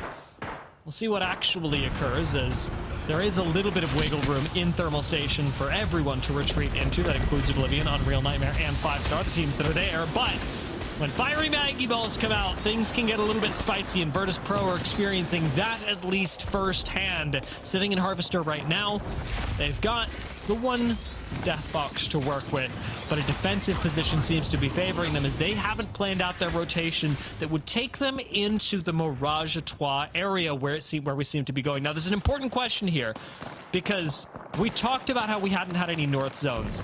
Does Mirage à Trois count as a north zone? Oh man, I feel like so where I live in Melbourne, it's like like people only talk about the west and the east in Melbourne, but it's like I'm like in the north, like sort of like on the cusp of both, and I feel like you're asking me the same question. It's like you want me to commit one way or the other when it kind of doesn't matter. You know what? I'll accept that. I'll accept that you don't have to commit. I won't give you that it doesn't matter. Okay. But I will give you that you don't have to commit. And I respect your lack of commit. Unreal Nightmare. They are wondering where they'll commit themselves. Well, tell me, where do you think it is? Answer your own question, dear. So it's an interesting question that you raise. Let's talk about the Kansas City Pioneers rotation for a second, shall we? Unreal. Won't answer the question he poses himself. I am, as I continue to dodge this question, increasingly curious about Rock's positioning, be it relative to the leaderboard or relative to this game, because they are much less safe than we've seen them in the past. This graveyard, as some call it, could end up being one for Rock as they eat nade after nade. No res on Sorcerer just yet. Maggie drills coming in to harass them. Leaves Rock with basically no options. Vaxlon doesn't even have a safe way out of here. Is there a Void Nexus that could take them to safety? Or will this just take them to their deaths? Look, I'm just trying to work out. I mean, look at the... Oh, no, my map's frozen. That's why I'm not seeing them zip around. Now that I've done that... okay, so they go back to Landslide. I'm surprised it took them that long, DR. Like, were they that obsessed with sitting in that position that they didn't want to give it up? Because, you know, they've lost a member in their hesitance to retreat. Also a bit of a confusing move for me, I'm not going to lie. I can't bring a lot of clarity to what led Rock to this delayed decision when they had safety and Landslide, but that safety does at least extend to the fact that they had Crafter as well. So able to pick up the banner and res their teammates. They now really only have Orin to contend with, that and perhaps 100 Thieves, who are considering a rotation up to Landslide themselves. This could put both those squads into each other's paths, with 100 Thieves being one of our squads to run baggy and to be the more aggressively oriented composition. The Wolves, shall we say. The Wolves on the hunt. Unreal Nightmare. Not... Okay, they must be something else, because they're not the sheep, because they're not running the same composition. Well, actually, now kind of everyone's caught up to them, but they have been playing this composition. Okay, I don't know. Look, this metaphor is going to fall apart if we try and fit Unreal Nightmare into it. There must be like alpacas or goats or something, but... yeah, I am begging you not to think about this too hard. Okay, all right, I'll just give it up. Ninjas in Pyjamas. We can see where all of the teams now are pulling into towards Mirage à Trois, as we said. That's where the circle's heading. Shopify Rebellion, of course, taking their sweet, sweet time as they love to. Orin Esports very much up the north as well. They've currently only got a smattering of points. They are one of the teams that would love to pile a couple more on. They will need a significantly higher finish to enable them to qualify for regional finals. At the moment, they are well off the pace. With this next zone pulling us a little bit further into the corners of Mirage à Trois and Lava Fisher, Virtus.pro are going to have a ring scan available to them. I believe 100 Thieves, who now have Landslide themselves, will as well. And Oblivion coming out of this side by thermal station actually could dip back into thermal and get a ring scan themselves should they wish to, and it is uncertain whether they'll actually think that that's worth it or not. I want to quickly note as well, remember how Rock took a really long time to rotate out of that position into Landslide? Well, they've rotated right back into the graveyard that they originally went out of and seem to be faring better, but that's really risky. Fool me once. Fool me twice. Shame on you. I guess we'll see what happens. Maybe they can avoid the Maggie drills a little bit better this time. We head well down south. We're watching the Longbow do some serious damage to, I think that's DMG on the wrong side of that sniper rifle. Of course, the Sentinel not in the game right now. So if you're a sniper enjoyer, mostly it's the charge rifle, but we have actually seen a surprising number of longbow shots come through so far here in North America. Yeah, the Skull Piercer access has been quite nice. Maybe not as quite as nice as it was for 30-30 enjoyers, but nice enough to at least let it not be too punishing. And we definitely saw Ava making good use of it just then, now making good use of the Peacekeeper to try and defend from DMG. But at this point, once DMG have a knock and once they've got a clear line of sight on you, it's 1 KP that gets given up, and it's up to DGAP not to take this fight, but to run from it. Whoa. Sniper shots ring out. Amelie, does she know that DJ Killer is here lurking? As we mentioned at the start of today, one of the most dangerous players in the lobby. Meanwhile, Future streams. He wins his one against James Fearless. Zone helping out a lot. That Skynade did make me clench. I'm not gonna lie. DJ Killa, after popping this medkit, should have a way in, but gets caught by the thermite instead, and it's Ava that's going on the push. DJ Killa phases in aggressively. Future streams healing on the low ground.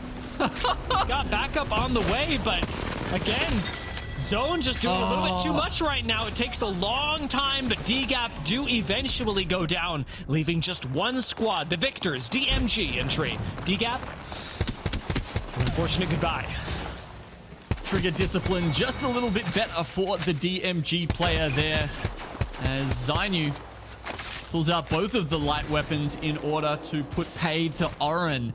Esports, who now are down to 1 as well. A lot of fights happening well within the zone right now. A lot of zone damage being taken by all of the teams getting into engagements in the last couple of minutes. Shopify Rebellion extending out for the kills, though, is very much in line with the scrims that we were talking about this week. The scrims that led us to believe this would be a titan of a team moving into the weekend. Want to see if they can continue this trend or if it'll get shut down like it was yesterday. Still very much to determine the flavor of this lobby, whether it is one that is more risk aggressive or risk averse. Oblivion, for their part, extremely risk averse, as we have seen multiple times, and Team Inferno are watching them get on and off the zip line like 4 times. Don't find a knock, but I think Team Inferno likely pretty confused by whatever just happened. Oblivion, we'll see if they end up landing safely.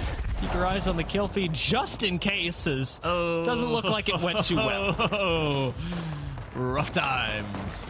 A lot of teams. They were flying over a lot of teams, and we know how deadly any of those mid-range weapons are now. The marksmans, the scouts we've got in there, 30-30s will, just a couple of bullets will have you bleeding out on the ground as we see multiple members of Oblivion. I mean, they even had the Gibby. That's what you were asking for, Dia. Oblivion bought it out here in Game 3.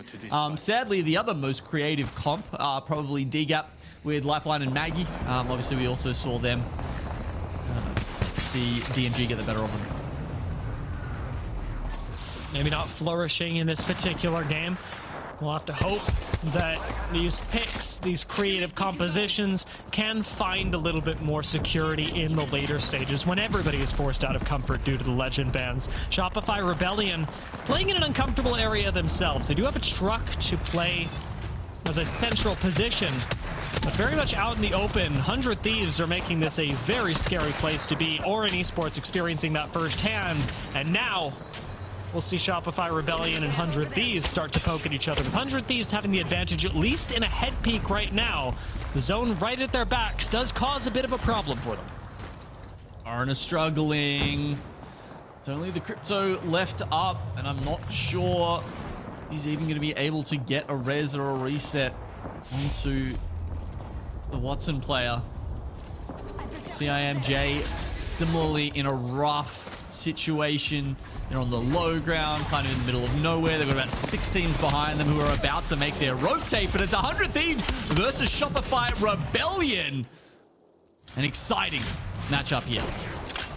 As the Thuggets go down, 100 Thieves look for Shopify. I'm loving the EVA 8 play out of Jen Burton, but I hope that it's lovable enough to give them the win against Liquid Alienware, who come in for the third party and immediately take out Phony and Verhulst. With Virtus.pro on the other side, we'll be saying goodbye to 100 Thieves momentarily. Nobody can stand in the face of 3 different teams shooting at him from different directions. 100 Thieves go down. Jen Burton's fancy feet not saving him, and Liquid Alienware move on back to Fisher, where they actually want to play the rest of this game. Virtus.pro doing the same with this small train cart that will provide them safety, but not on the next ring close. Yeah, look, fancy feet is certainly one way to talk about a controller player who unfortunately cannot move while they are trying to get a shield swap in front of 3 different teams. It was a little bit rough in the middle there for 100 Thieves. I'm surprised that you know, Shopify lasted as long as they did, but now having gone out in 16th as well, you know, Team Liquid Alienware really did get the better of them and now are in a fantastic spot as one of the teams playing from the Lava Fissure side. And from that north side, you know, I think they really will be able to control a lot of this fight as teams start having to pull off of Mirage Etoile. Virtus.pro defensive EMP for them wins them the fight against DMG. Orin Esports going to fall as well. That to Team Liquid Alienware in the north, and we've got yet another aggressive EMP, this time out of Rock, as they take space against CIMJ, but ultimately give up Deed's life in the process, being pushed from behind. Rock have to reevaluate their priorities. They eat an EMP, have no defensive positioning, and 2 teams, maybe 3 looking at them. Unreal Nightmare, one of those squads playing the outside of the fence line. As CIMJ do go down, Unreal Nightmare, they are still fighting up against Rock and VP on the inside. Rock help take out Unreal Nightmare, and VP come in thinking they'll clean it all up, but with Lou on 1 HP, who's to say RE45 does not do enough? And Sorcerer is the last man standing in what we can now absolutely call the graveyard. Yes, it is 100% living up to its name in this game, and I think, surely, that's the end of Rock, right? I mean, look at all the death boxes. Boom. You can see the skulls in front of Nizel right now. And he's just going to loot as much as he is able to carry. I'm sure there's a gold bag in there somewhere for him to enjoy. And with that, Oblivion, I think actually you're going to have a really good chance of running out some placement points here, unless the remaining member does get fanned out. Meanwhile, pretty much every other squad is sitting up or under Mirage Etoile. That's going to be a mass exodus that we're going to see claim many lives, perhaps even Jellies, in the next couple of seconds as they heal up, hoping to stay for a few more seconds, making it at least up to 5th place, perhaps even further. The Ninjas in Pyjamas, one of our squads that will have to leave. They've got an aggressive composition with which to do it, but that means not a lot of safety once you hit the floor outside Mirage Etoile, where you've got all of Grow Gaming waiting for you, and unfortunately, eating a lot of damage. Liquid Alienware dropping down for this is actually kind of wild. With a pylon on the inside, they don't get a lot of damage done up front, but that does not matter to Yanyu, swings him with the Peacekeeper, and now drills this team to death. Defensive fence lines out from Jaguares, and Liquid Alienware have to avoid disaster here. Ninjas in Pyjamas contributing from on high ground. Let's see what this name can do. Grow Gaming are out. Not gonna come through. Onto Team Liquid. But Liquid aren't resetting up on high ground. They're staying on the low ground. And there's an amazing rat play coming through from Blixer, who has somehow avoided detection this entire time. Remember, he was the single member of Oblivion who managed to make it through on their rotate from Thermal. Oh, jeez. Look, yeah, Ninjas in Pyjamas now, who seem to have swapped places somehow with Team Liquid, have taken the high ground. Not only that, I mean, Kurev with the pylon from up here is actually probably going to save them from a lot of the ills that could befall them. The one Exterminator member is still up on top of Mirage Twat. Did they just call in a Moby? Yeah. And we're watching it go my off. God. Ninjas and Pyjamas can't do anything about this. Oh my God. Exterminators get both reses off just as the zone is about to close. We've got one more team exiting from Mirage Twat.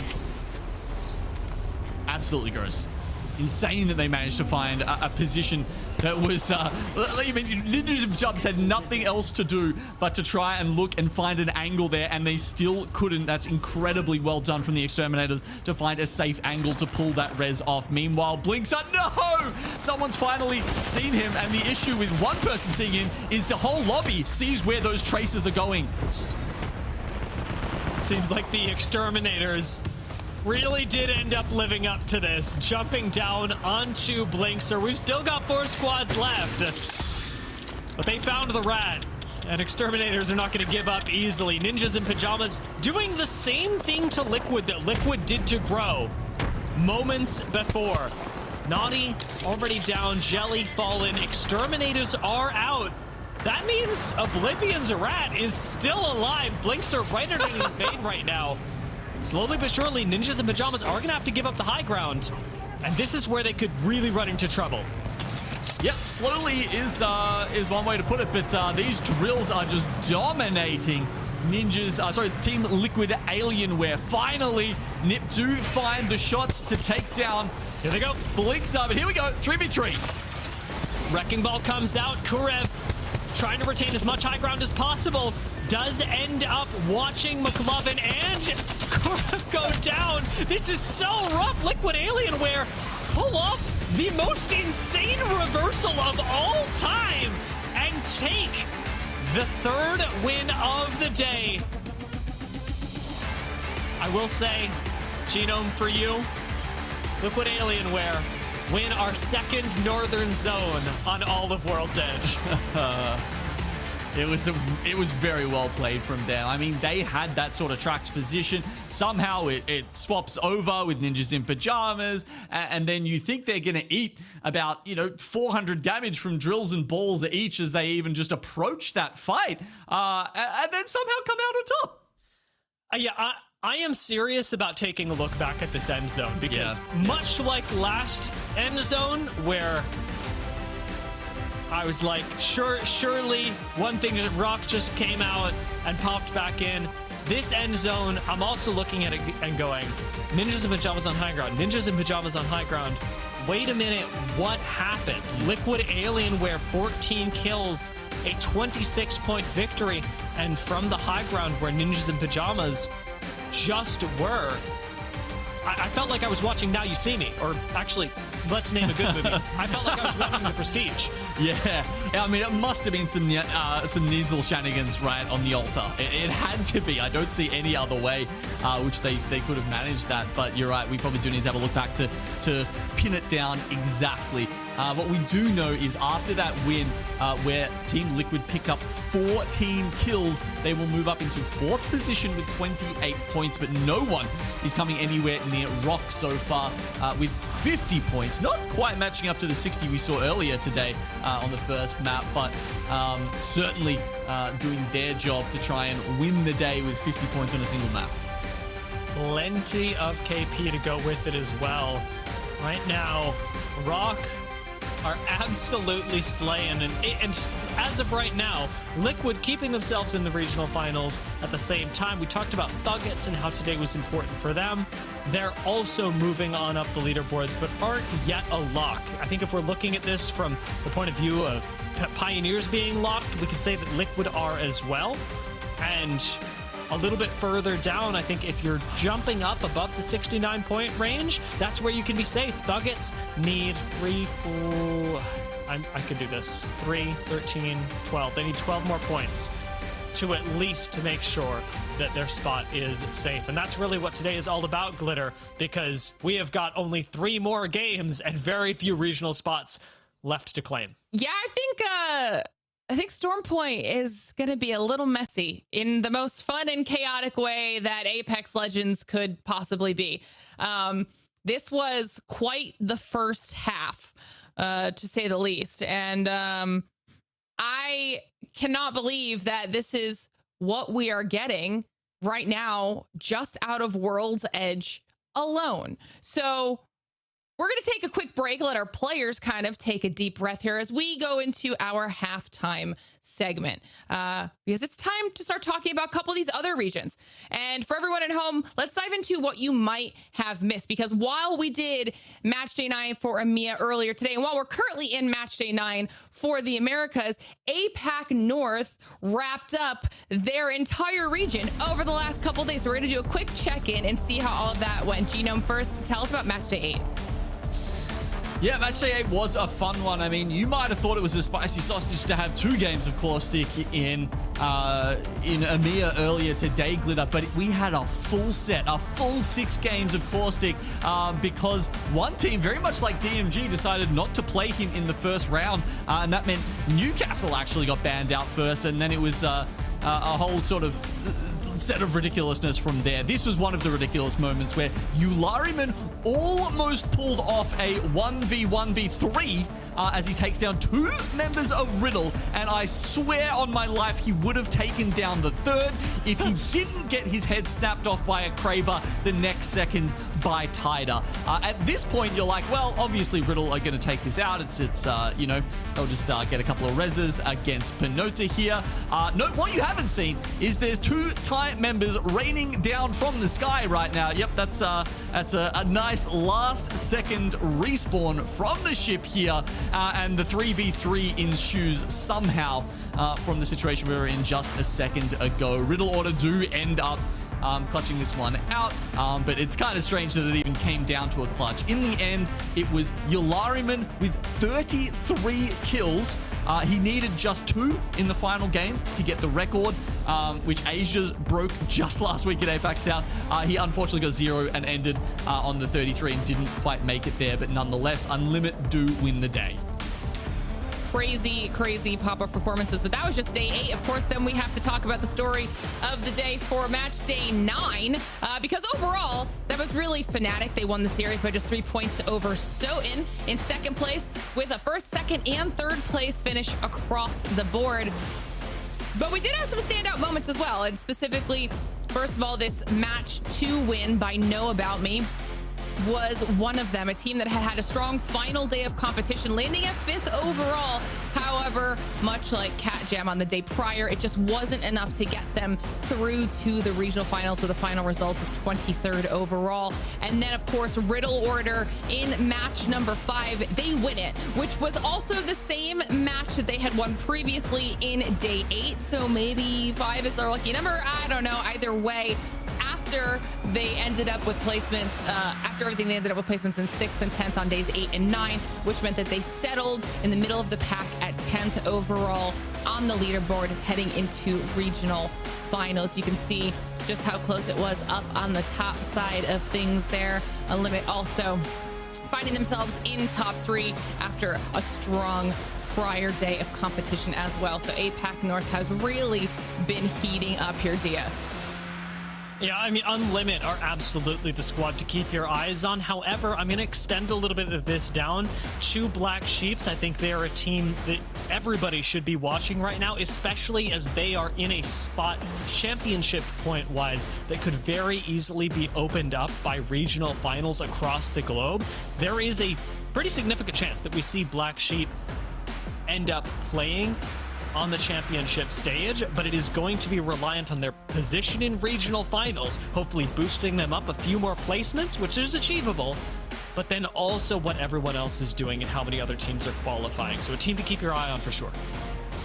Yeah, so now that everyone at home knows what's going on in the other regions, and there's going to be more regions finishing things up here this weekend, so lots of information coming your way for ALGS if you're just joining us. But if you are just joining us, let's also talk about champs and how you could go, because obviously we talk about it all the time. We are going back to Sapporo, and we wanted to give you all a little bit of information on when you can get your tickets locked down for the big event. Now, ticket sales will be live next week on our ticketing partner site, Zyko, on October 11th at 1 a.m. PT, 4 a.m. ET, or 5 p.m. JST during our first regional final of Split 2. So if you want to get up nice and early to get those tickets, you absolutely can. Now, you can find more information as that day nears on our ALGS website's Year 5 Championships page. See all the latest information about champs here, from tickets to exciting news and updates.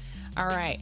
Hopefully you guys are locking down those tickets, but that's not the only thing we have to talk about here today, okay? Because if you're like, well, what do I do once Split 2 is done? There's so much time between then chips. No, because we have more Apex Legends coming your way. Because if you saw it last year, the Red Bull Legends Inn is going to be coming back. If you don't know what I'm talking about, live in Chicago, live from the Godfrey Hotel, let's check it out.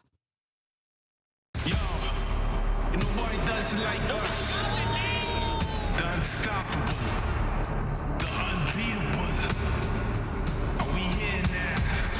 Let's get it. We've taken over the Godfrey Hotel. It's different, it's unique, it's nothing you've ever experienced before. The room was pretty sick. I hope all the competitors sleep well after we kicked her. Let's get into it. Let's do it. Let's rock it. Are you kidding? Everybody's dying the zone. Cook goes down to Timmy and Hal. I mean, that was insane. It's Timmy's Legendary Lather, the soap that brings champions to life.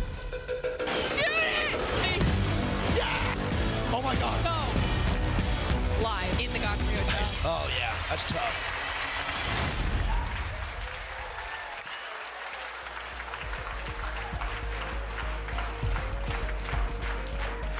Red Bull Legends Inn is returning this December 5th in Chicago, Illinois to the Godfrey Hotel, where 19 teams will compete live in an Apex Legends Duos tournament for a $25,000 prize pool. If you think you and your duo have what it takes to compete against the Apex pros, well, signups are open now at battlefy.com/Red Bull Legends Inn to compete in the online qualifiers on October 25th and 26th, where 2 duos will win the opportunity to compete live in person at the Godfrey Hotel, Chicago. Must be 18 or older to register. More info can be found at redbull.com/legends in.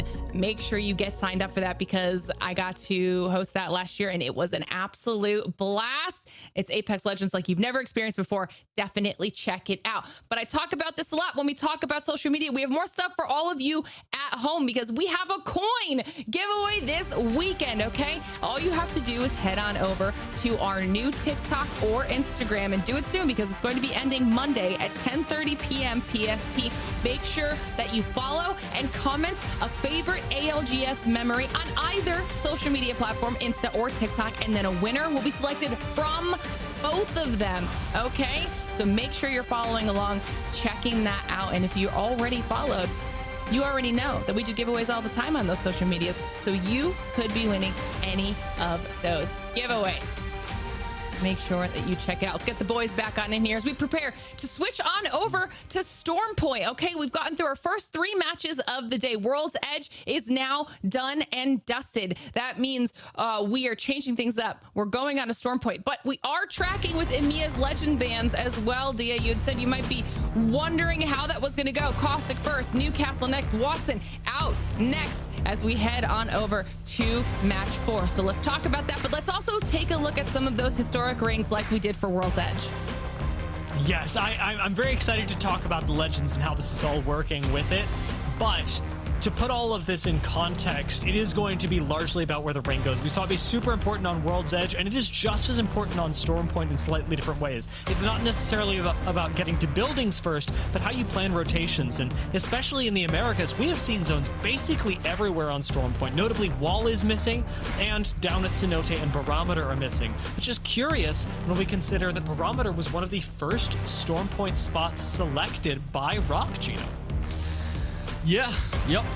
It's something they have prioritized in the past. You can see now they're down over at Barometer. That's 4th pick for Rock. Obviously, with 2 wins in the bag, they're in a place where we've seen zones be, you know, like there has been a reasonable amount if we're thinking about other regions as well. Not only that, but obviously they do get that Trident spawn right down there at the bottom. So wouldn't be surprised to see them pick up the Gibby to go along with that. Then again, not everyone who's playing a Trident POI necessarily goes to Gibby. We've seen DMG play that from Lightning Rod and not necessarily have to rely on the bubbles and just full send it.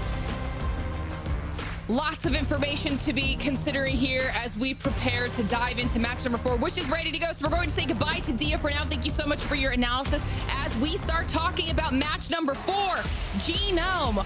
All right, we're going to talk about our zones. Who are we getting? Our team's currently on top right now. We've seen some really strong performances across the day, and Storm Point could be just another way to shake things up. G-Litter. Is that how that goes? No, never again. That doesn't sound quite as good, does it? Yeah. Sorry. All right. We'll put that one. We'll put that one on the shelf and leave it there. We haven't got any info on where this next zone is heading just yet. Look, we get it sooner than we used to. The fact that we don't have to wait for the dropship anymore means that it happens about a minute faster, which is kind of nice.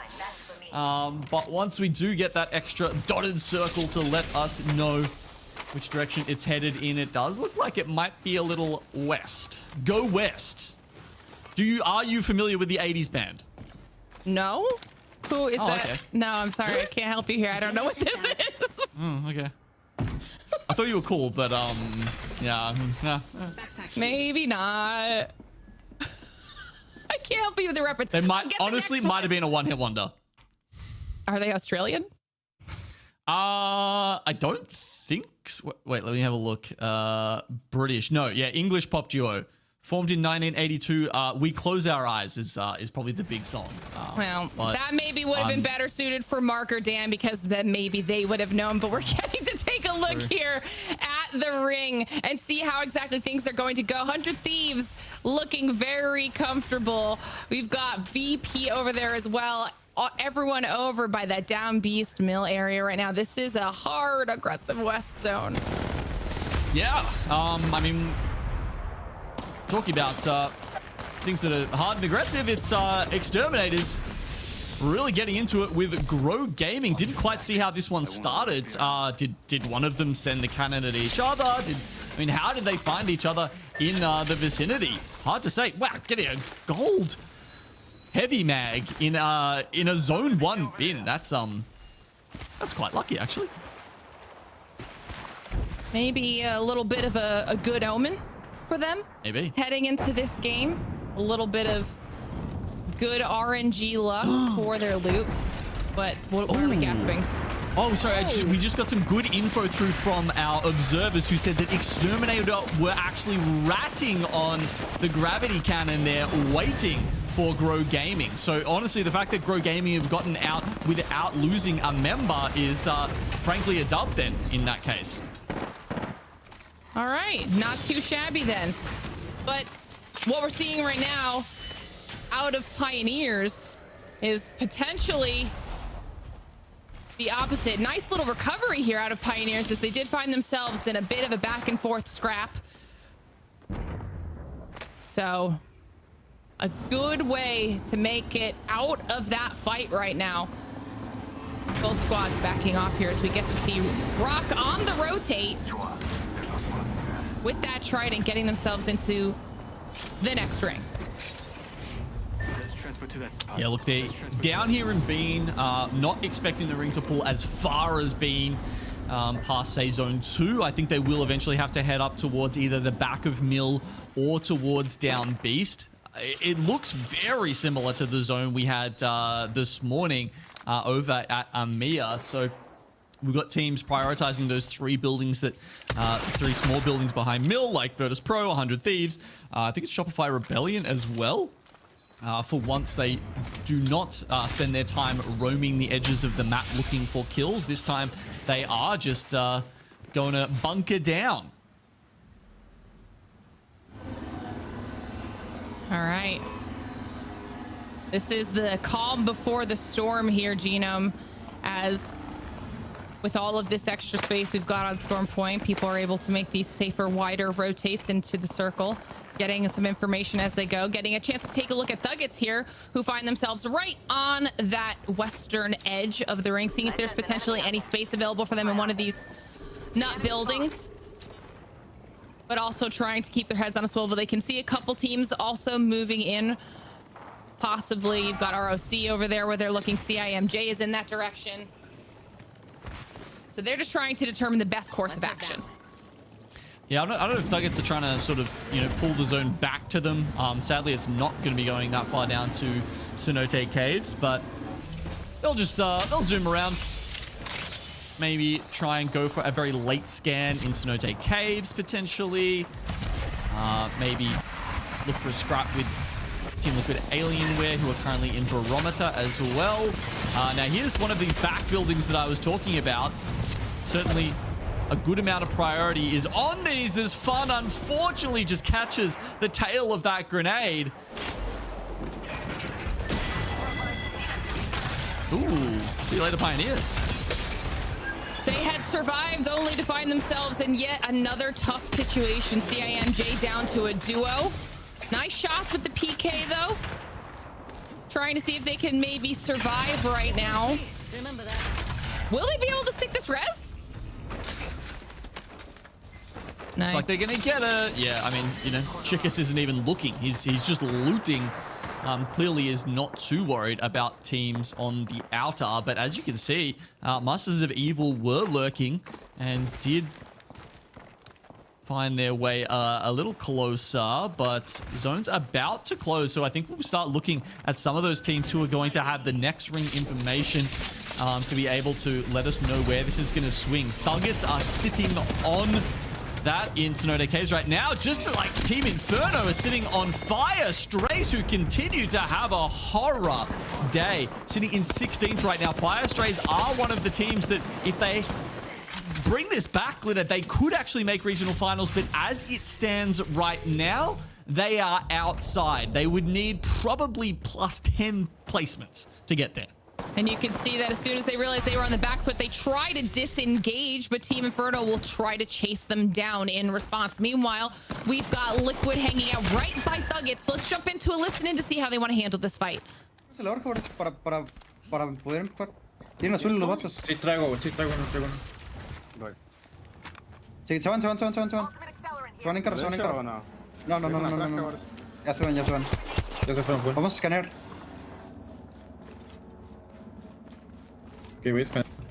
Ese es el team de... ¿no? Sí, probablemente. Hay un team en la gorra. De una? Yo diría que te lo guardes porque te dejas caña, ¿no? Sí. No, pues yo pregunto. Tenis mi Powerus para que te carguen los portales ahorita. A nice, calmer section there. You could see that they were talking about recognizing the fact that THUGGETS was leaving in the car and that they weren't going to be, you know, forcing anything there. Smart call for Liquid as they now have Cenote to themselves and can kind of determine their path in the safest way from there as we kind of get to see what's going on in the rest of the map. Grow Gaming trying to stick a res here, taking a lot of damage. Keon down. It's all onto Drop's shoulders now. Will he be able to survive for Grow Gaming? Tough couple games so far for Grow. They've made it work where they could, but with Keon going down now, it's just up to the lone crypto player. It's looking tough. This has been a rough set for them. And Dropped is going to have his work cut out for him if he wants to somehow get a reset and head back in. Surprised he was able to survive, though. I am too, yeah. It might have just been, honestly, the invis from the crypto. But, like, there's teams all around him right now. I don't really see a path back to being able to get his teammates back in. He would need to... I guess he can snag the banners with the drone and then maybe try and look for... I don't even see a res beacon within drone distance, though, within like 200 meters. I think he was able to benefit short term from the fact that there were so many teams in the area that they weren't necessarily looking for him, but then does get hunted down by Exterminators. Grow Gaming are eliminated, so Dropped won't be able to bring it back for them. They've had definitely a tough go of it here today, but now that they've cleared, or Exterminators have cleared out Grow Gaming, Rock have also disengaged and tried to get away from it as Liquid Alien were coming in, DMG were coming in, so it started to become just a little bit too chaotic for Comfort as we get to see what happened with Fire Strays. They are able to get a reset, so get the one player back up. I don't even know who had gone down for them, but now they're back in checkpoint, looking to see if they can push their way through a little bit more safely now without having to worry about Inferno in the area. Inferno. Yeah, they're just trying to sit under the bridge. It's not a bad spot to be when you've got the rampart set up. You've got enough walls to kind of block those sight lines off. The real question is how many teams will want to move through them on the way to those back 3 buildings. And it is kind of funny that 2 of the more aggressive teams in 100 Thieves and Shopify Rebellion are in these Western POIs and therefore have had to just sit tight in those buildings up the back. Ninjas and Pyjamas right now have some good off angles trying to pinch Unreal Nightmare in these buildings, and they've gotten a couple cracks to come through, so potentially an opportunity for follow-up out of Ninjas and Pyjamas, who are quite healthy and have been playing like they wouldn't mind taking this fight. And as I say that, they start to try to move inside, see if they can maybe get some connections here. Kurev trying to use that PK. McLovin doing the same thing, and as they move to the roofs, they lose Vayne, but continue to move in as they do a little bit of a trade. Yep, they know they can't stick around here for too long. May as well get this fight over and done with sooner rather than later. And McLovin, he isn't even going to wait for the PK reload. He just goes straight in with the G7 hipfire to finish them off. Meanwhile, T-Law have finished off DMG over here near Godrock. This is the very south end of the zone right now, but Rock aren't even in the zone. That's right, they've had to get the reset outside of it, and they've just made it back into Bean, but now they find themselves with THUGGETS on the North Hill and Team Liquid over to the west. This one could be tough for them to squeeze out of. Might need a Houdini maneuver. Because this is going to be tough here for THUGGETS, like you said. Definitely a rough spot. They're low on their health, and Rock is moving in much better health-wise and ready to fight. Vaxlon does go down, though, so now we're talking a little bit of the tides turning here against Rock. They're down to just Sorcerer. THUGGETS gonna be able to survive this one. Sorcerer trying to get a little bit of a shield reset here for himself. Will he be able to survive this push? Zone's moving in. It's gonna make it a lot harder. He's got 1 syringe in the backpack. Glitter, he has to stay ahead of the zone because he's got no option. If he takes even a tick or 2 of damage here, it's probably all over Red Rover for him. His 2 teammates have gone down. THUGGETS have unfortunately been collateral damage in Rock's plan to get back into the zone here as he tries to sick underneath. What? And no, Masters of Evil will not allow him to live. That was a tough fight for him regardless. Exterminators eliminated shortly after, while Liquid are just barely hanging on by a thread. You've got Aguades trying to do what he can, but CIMJ moving for the kill. They clean it up, and Liquid Alienware are eliminated. Okay, zone. This one swings a different way. I feel like these zones were so similar to what we saw earlier on today, but the end result is actually quite different. This one does go up towards the buildings outside Down Beast, and that means Virtus.pro are up there now. They've let Oblivion take over their building. DGAP are in a great spot, and 5-star right on the edge. The teams that have Catalyst in these positions will be happy, but of course, Ultra still is in the game for that, and that means at any time, one of those buildings can become, can get opened up by any of the teams that want to make a push. Not to mention the couple of Naggies we've got here that will be pressuring teams on the inside. An opportunity here for Oblivion to do a little bit of poke damage as our teams are being systematically weeded out. We've got Ninjas in Pyjamas, though, who've managed to move all the way around to the north. And they've got Orin Esports and Fire Strays ahead of them up there on the down beast. And they've been pushing and taking these fights aggressively today so far. Currently find themselves in second place overall. So maybe Ninjas in Pyjamas just continue this rampage.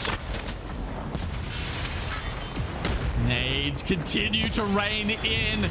Verholst is waiting, biding his time. What else can he do in this situation? He's not a Gibraltar. They don't have a bubble to try and withstand the onslaught. Sorry, I say that. They do, in fact, have a Gibraltar, but it's just not Verholst. A couple of ramp-up walls do come down as well, but no! We've just got so many teams. Oh my god, every single side of them was getting tickled by nades or defensive bombardments, Maggie drills, whatever it might be. They cannot withstand. Masters of Evil eliminated on the southern side at the hands of Shopify Rebellion, who clear out some space. CIMJ follow shortly after. Now Shopify own that southern edge, but they are only a duo, so they will have to try and play this well. Able to get the banner, though, and they've got the respawn ready to go, so they will get themselves a reset as long as Oblivion don't cause too much of a problem. Meanwhile, we were wondering if Ninjas in Pyjamas were going to make an aggressive push. They did. They took out one of the teams up there. I believe it was Orin, and Fire Strays are still alive, but Ninjas in Pyjamas continue to slowly push into a better position as Oblivion are now looking to do the exact same thing. Yep, nice use of the Trident here. It'll be valuable not only in that rotation that they've just made, but also in potentially blocking some of the damage from teams who are on higher grounds, who are sitting in the buildings above them. Interestingly, we do see Shopify Rebellion all the way down the edge there. I don't know if you remember last time we saw them. Do they have purples yet? Because obviously they were sitting inside a building from very early on in this game and may not have had access to Evo Harvesters the same way some of the other teams have here. They started off in Down Beast itself, and now, unfortunately, it may have just been a slightly erroneous zone read from Shopify that made them pull more towards Mill rather than staying in their own backyard. Getting a chance here to take a look at Ninjas in Pyjamas, looking like the next team on their list will be Fire Strays, as NIP is trying to wrap here and see if they can push in for another straight up 3v3. The cat walls are down and they don't want anybody else to try to third party this. Is this going to be a mistake, Genome? Guess we'll have to wait and find out. Is going through the cat wall when you're not a Catalyst a mistake? It doesn't seem so for McLovin. He still has enough. Oh my god, I think, wow, okay, it's just a mistake for everybody. Everybody dies. Shopify Rebellion does pull in. You can see they are up to the purples now. Oblivion, they're playing within Zone 6, so everybody has to come to them. The question is, will they get their feet shot out from under these tridents or not? Meanwhile, VP have been very quiet, but they've been here the entire time, just doing damage from their corner, trying to mind their own business as all of these teams are cannibalizing each other. Wrecking ball out of Koiful, opening up an opportunity for Shopify. Oh my god! And this is the one time where the Gibraltar tactical will not save you. EMPs and Maggie Balls are the direct counter. That is why Koiful is on this hero right now. That's why Koiful is the kill leader. 5 kills to his name. Great decision and timing there out of Shopify to really bring the fight onto Oblivion. Oblivion didn't have a lot of space to play behind there, so that was well fought by Shopify, now earning them the best position for this final circle as VP are starting to see if they can clear out 5-star team on their left right now. That would really open up a lot of breathing room for VP if they're able to do so. Well, we were expecting teams to come at Oblivion Shopify Rebellion just did it a little earlier than they were expecting. So now they do take over. I'm not going to call it God spot, but certainly the most advantageous position in this circle right now. Virtus.pro 5-star and DGAP have to consider now their next approach. 5-star will be pushed out first, and we can see them just trying to be a little sneaky with the Void Passage to get out here, but Virtus.pro are leapfrogging their way forward with the barriers. Not only are 5-star in the crosshairs of VP, but DGAP is right there, and Shopify is watching it all go down. You can see Shopify clearing out that cover that VP had put down, making sure that they don't feel as comfortable directly across from where Shopify is. So good job.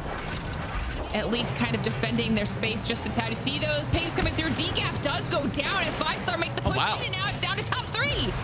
Okay, so 5-star take the position away from them, but how much longer can they last out? Meanwhile, VP use the nades to absolutely shred Shopify Rebellion apart. Oh my god, we do have the last 3v3, but in the blink of an eye, Virtus.pro will do the last bit of damage that they pretty much promised with the triple crack I think they got from the nades that they threw in earlier. That was very well played from Virtus.pro. Girl, that was insane. Oh my god, I look so fabulous. Wow, look at me go. You've really been working on that beard, Glenna. Nice work. Thank you. Proud of it, I'm not gonna lie, but what a performance there out of VP. I mean, I talked about them saying that, you know, they really need to work on that consistency to start off the day here today. This is something that they needed to prove that they can be in that upper echelon. And that was very well played on behalf of VP. They had Shopify right there after an insane push out of Shopify, and they knew that there was a squad watching them the entire time, and they just played it to perfection. Yeah, I mean, I don't think their potential has been in doubt anytime recently, but obviously as a trio, this is a new team, and that does mean that they have certain things to prove, right? Some might say that they did that in the first week, but then with a little bit of a drop off after that, you know, questions start to arise, and I'm glad to see that they are now bringing it back in the second half of this split and put those questions to rest. We'll take a look here. We'll get to see now what that means for the match results as we have our top 3 stats. And this is interesting to me because while Shopify might not have won, we kind of got a glimpse at just how destructive they were from that one push onto Oblivion. And you can see it in their damage stats. Specifically, like you had shouted out, Genome Koifel was the wrecking ball himself. You might as well call him Cyrus because that was amazing. Yeah, it was a fun sight to behold. Congrats to the observers for catching that one at just the right time. You know, look, Shopify played it well. They are rewarded with the most points in the lobby, 18. A little bit more spread out this time than we saw earlier on in the day. Virtus.pro, only the 3 kills. So I think that might just be Shopify Rebellion, the only KP they pick up. But who cares if you've got 12 placement points to back it up. And then if we have a look at the results as they stand as the series here, we've got 4 matches played. Rock Esports only managed to tag a few on there at the end, and other teams are catching up, Glitter. But this is what I was talking about when we were talking about VP's position too. Like they had snuck in and they held a spot very quietly for as long as possible. They were doing poke damage, but they weren't forcing anything, and they made the game work for them. So I think just even from a strategic perspective, well played, utilizing the position they had at their disposal as well as their team comp to really kind of clinch that win when they needed to.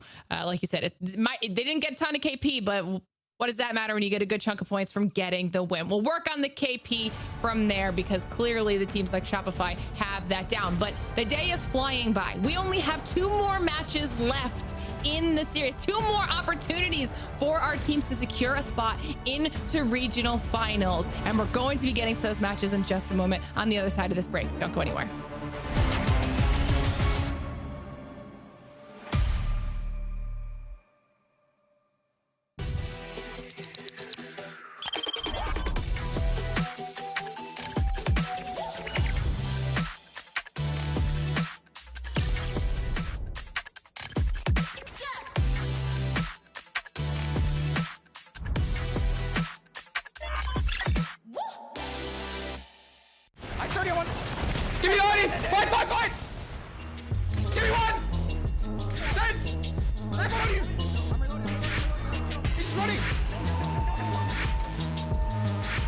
Then I fall again.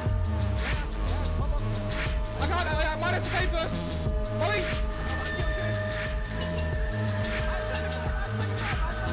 You get it? They're fighting us.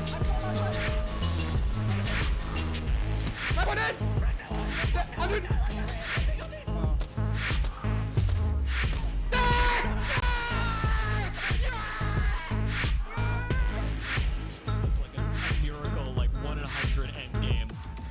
For ZZ, because we get down to 0. Ooh. But his character model disappears here, right? Okay, let's look. I mean, he's got 1 HP. He connects. Cersei is at like 20. And then... bleh. He's actually a 0. He hits 0.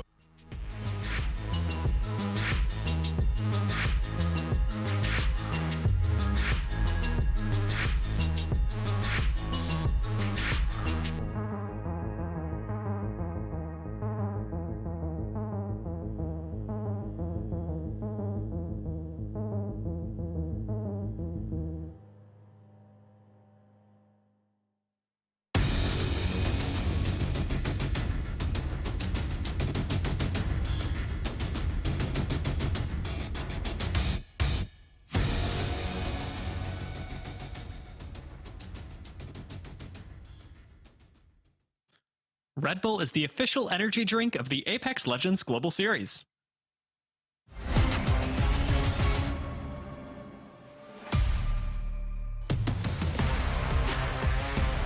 Welcome back to the ALGS, everyone, as we have just finished our 4th game of the day, our first on Storm Point, but we've got 2 more cooking, Genome. I want to take a look back at the last game, our 4th game, and the way it ended, because you called this out in the moment. I was blown away, as were Shopify Rebellion, by the nades out of VP. Can we sub you? That's a way better call than me just making strange noises because I was so surprised at what happened. But yeah, that's a good line, Dia, and exactly what happened. Yeah. I think Shopify, they were so focused on the team inside. I guess they didn't really have angles on VP, right? Like, how are they going to get nades into this situation? How are they going to do anything else? Maybe they could have, I was about to say put a drill through, but you can say they did put a drill through there, and it did nothing. It did absolutely nothing to VP. Meanwhile, the nades were doing all of the work. And this actually strikes on something really rare that happened with this Virtus.pro win. We don't have stats on this. It doesn't exist. But I think I can count on one hand, if you even did this globally, the amount of times that a team on blue shields has won a game. Ooh. That was a really impressive turn by VP, and it comes just in time as we're about to head into match number 5, where VP, starting us off at Mill, have the chance to do it again.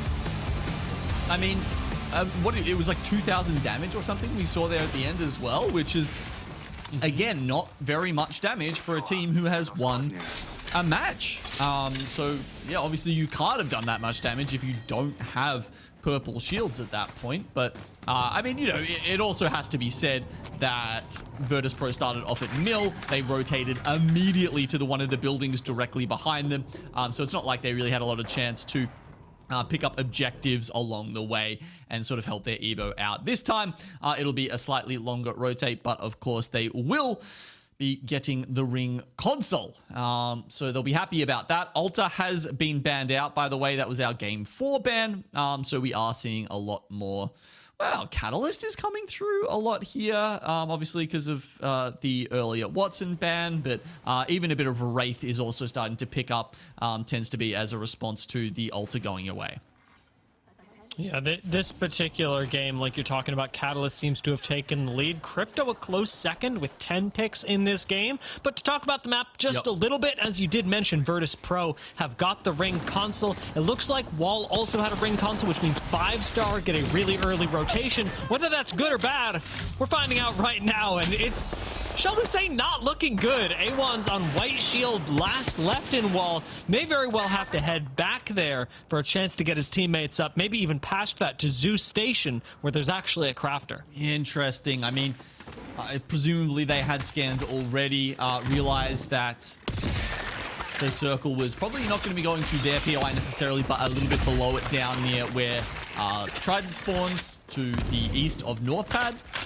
And it's an interesting decision because you can take up position in one of these nuts early on.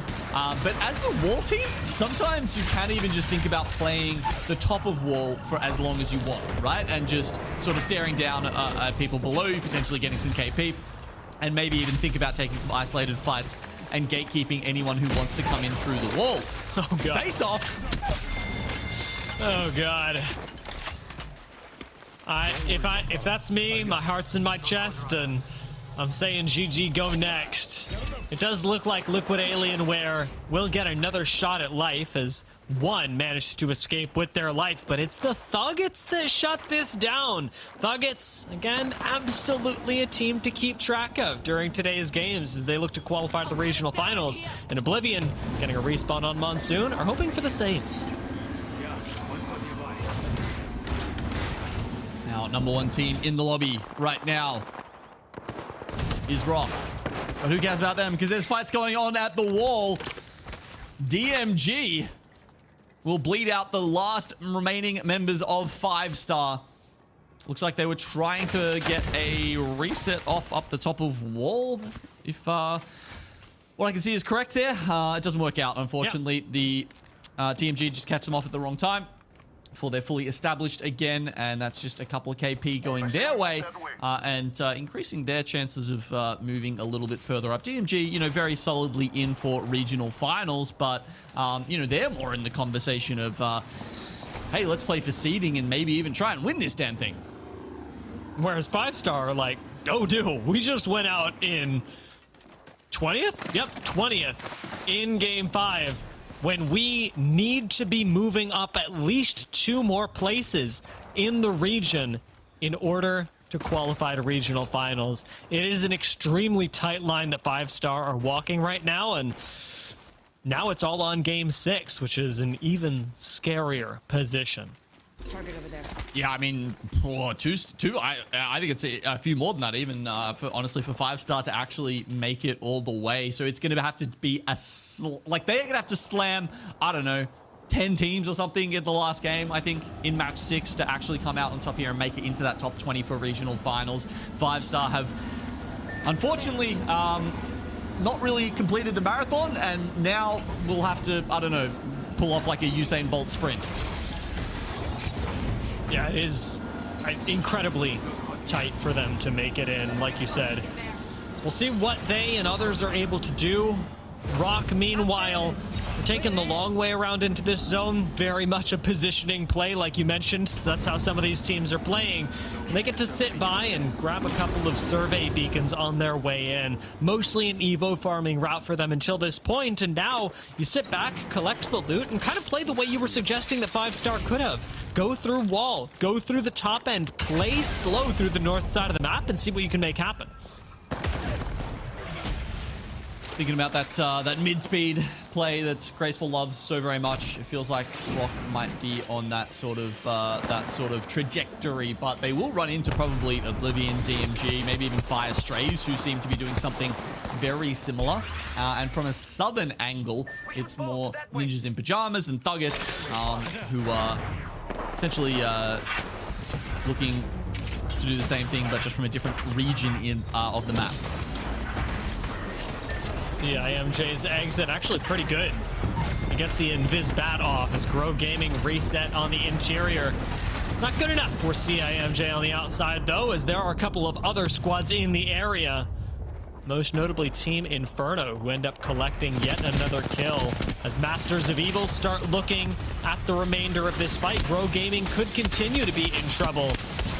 Team Inferno absorbing a lot of pressure, and DGAP laying down the pressure onto Team Inferno in this small corner. Nice cleanup by DGAP.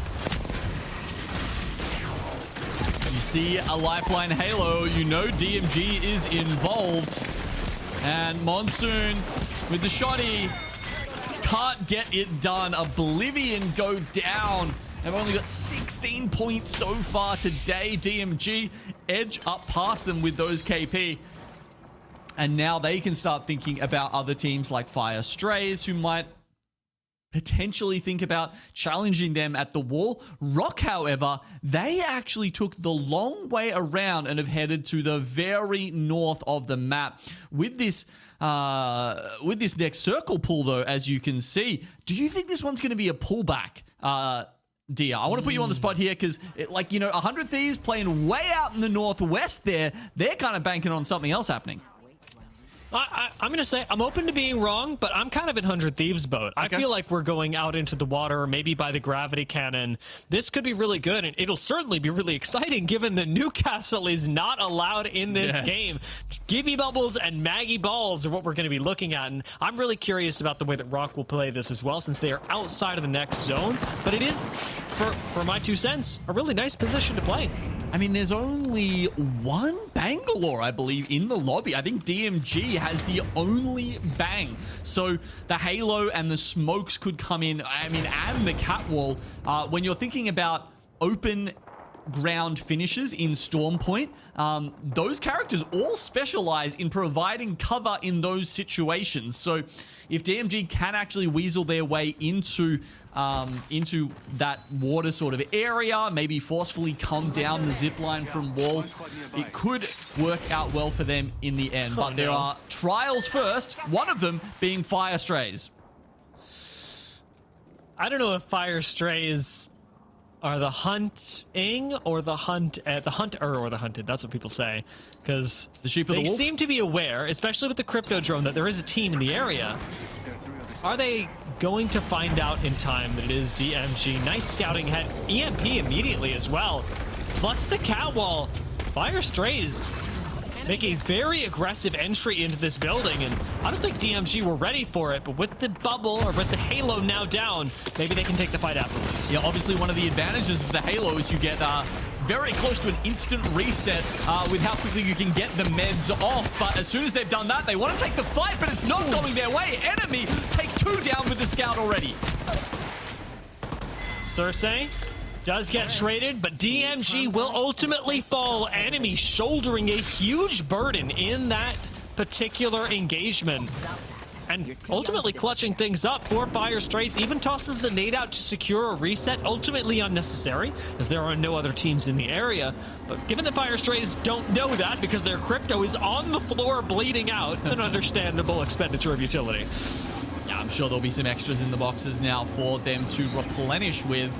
Looking further down the map, we've got THUGGETS, who are they going to go all the way around to checkpoint here? We've got Liquid Alienware somewhere close by, Ninjas in Pyjamas as well, also potentially thinking about taking the Mythic bin that is going to spawn in Wall. Look, why don't we have a listen in with the THUGGETS, and maybe we'll get a sense as this ring closes of, you know, where it's going next and what their plan is.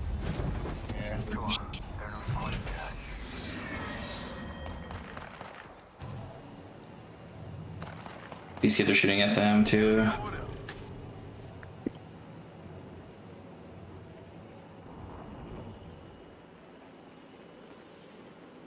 Shit, if you can hit that man scan from here, it'd be calm. Definitely not. I mean, bro, we can go in there, hit the man scan and this man scan and see, and if worse comes worse, it's super blurry, but I don't see anyone. Let's just go. Let's just go. Let's just go now. Just bring the car over here, Josh.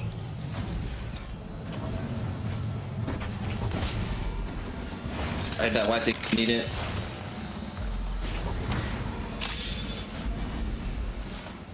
Just be careful, you guys. Just keep spamming that shit. Spam it. Throw it. Should be fine. Travis out of the zone.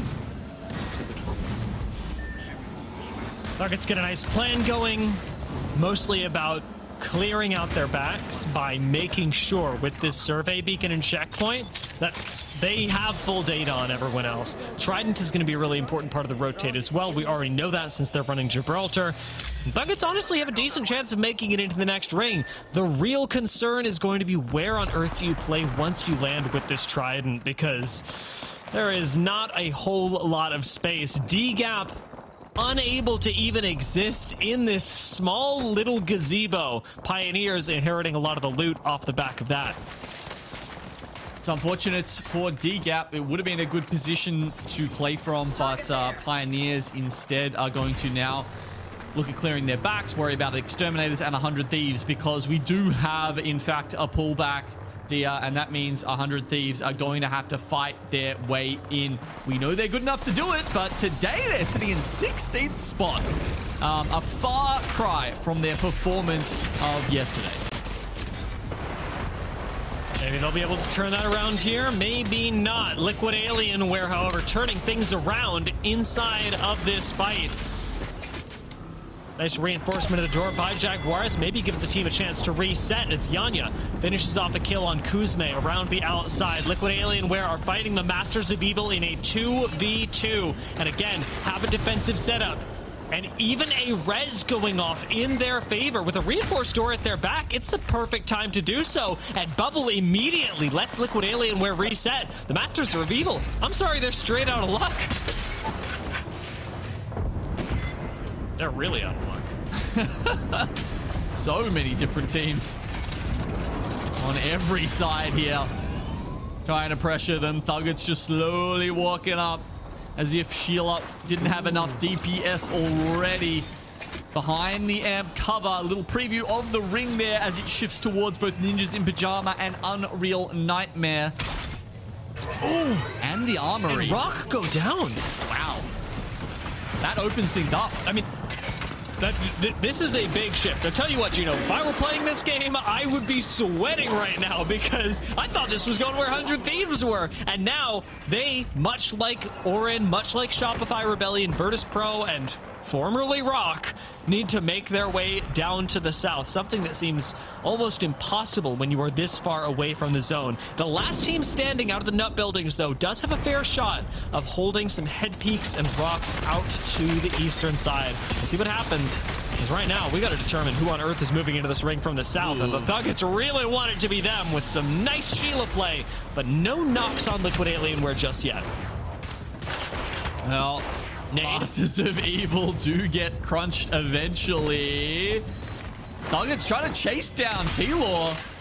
And Yanya, despite being full on shields, unfortunately doesn't really have any teammates to help him out, so he's got to try and make a run for it. But as a Maggie, you don't really have a lot of options to run and hide. I mean, you can fortify yourself with the ball now, I guess, but you're literally putting down blinking lights telling the opponents where you're running to. Orin do fall. Exterminators, a fourth place team, actually walling aggressively at the Pioneers and getting aggressive on the Pioneers with a Starebolt in their face. Liquid Alienware will go down meanwhile, but Shubi's a solo right now and literally running around in the open with no plan at all. 100 Thieves do peek their heads out, playing a sliver of rock that isn't even in the next zone, but that'll keep them alive for a few more seconds as Virtus.pro getting the trident and start praying. This Maggie drill ruining their day as Lou empty, and you have to imagine soon Slayer will fall. FYR Strays at their backs will be taken out as the Exterminators expire, and Slayer, still alive, is gonna do what Rampart's gonna do, set up walls and pray. Why was he trying to res in the water there? I mean, he's stressing me out. He's stressing me out. He put the cover up eventually. We'll see if they can get the res. No, they don't. It's actually a Kraber shot from Vayne, who has inherited... oh, no, unless they got that from the package, I guess. It was a Kraber we saw in the Mythic bin go the way of... Who was that up in the wall? Anyway, it doesn't matter.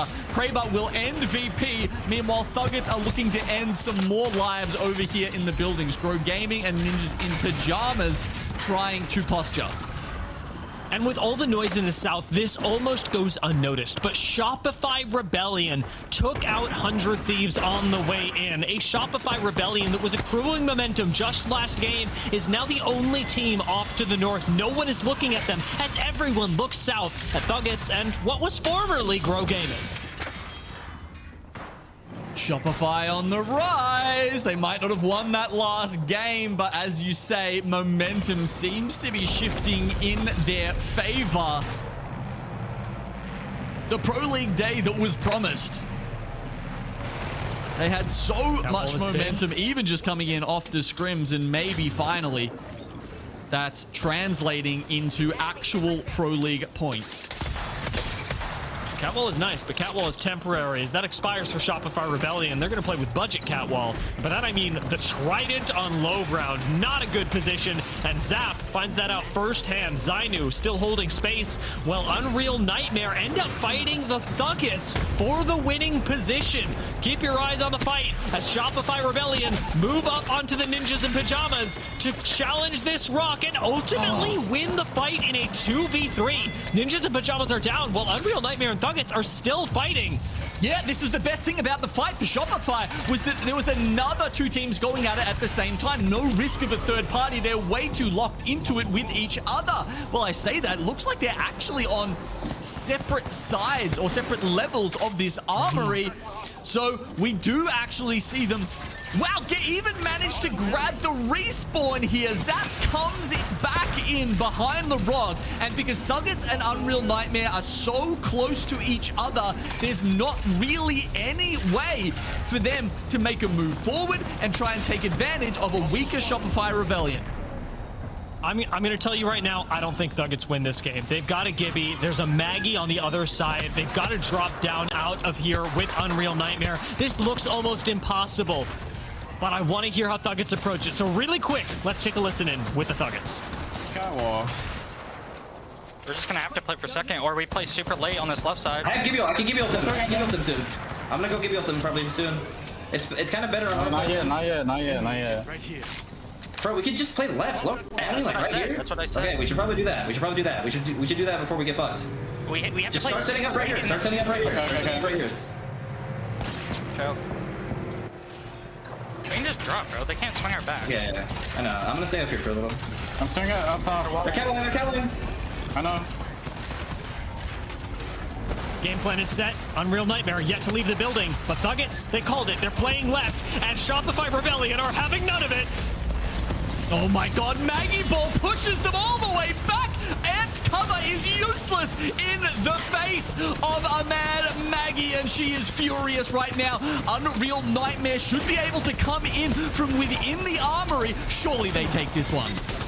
Yeah, I mean, Unreal Nightmare, they just watched the game be served up to them. I respect Shopify Rebellion for going on that push, for recognizing they needed to take out the Thuggets, but it cost both teams the game as Unreal Nightmare surely were watching that and going, are you guys sure you want us to win this game? Yeah, and look, and you know, we got that in the listen in, right? We heard it directly from them. They said, look, we're probably just going to have to play for second here.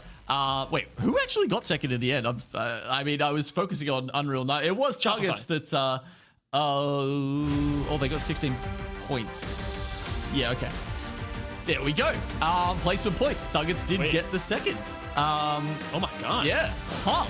So Shopify Rebellion, despite having so much utility to try and push Thuggets back, I guess they just got double focused.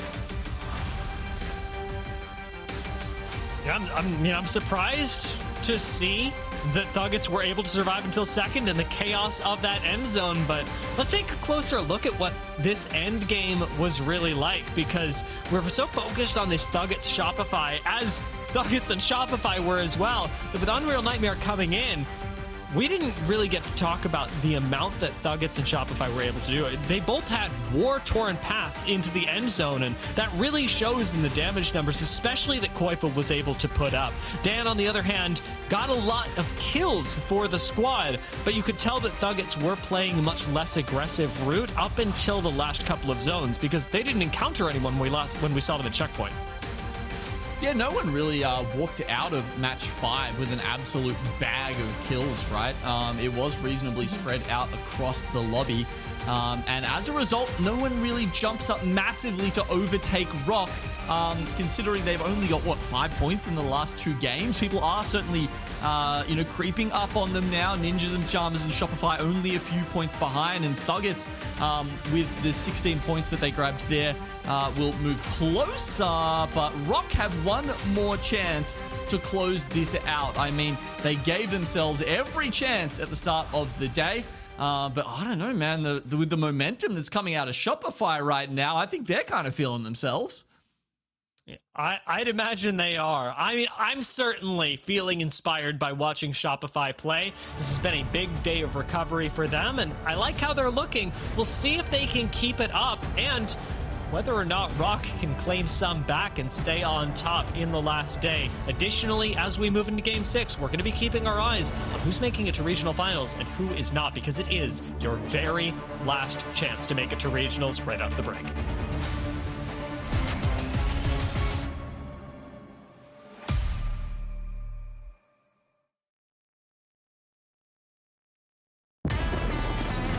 Need a breather, Wally. Should I slow down? Ah, now that's a work of art right there. Of course you think that. You've got one bloody eye.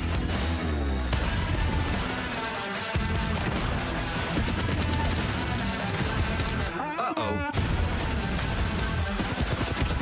Just walk it off. Yeah, you'll be all right. Oh, guess not. Putting my heart out there. Wrecking ball's fired up, literally, cuz. Some days it's just too easy. Finally. Thought it'd never shut up. Well, funny thing about a wild card, they always turn up again.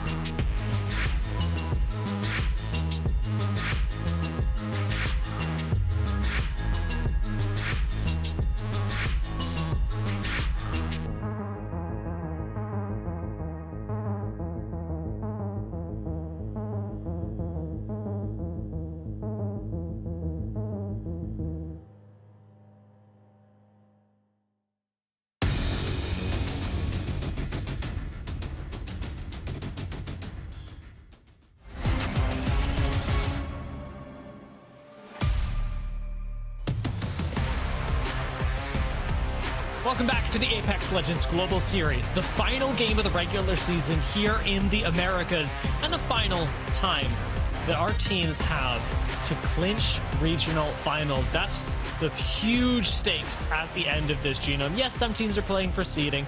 Yes, teams are thinking about how to qualify to Japan, but it's one step at a time.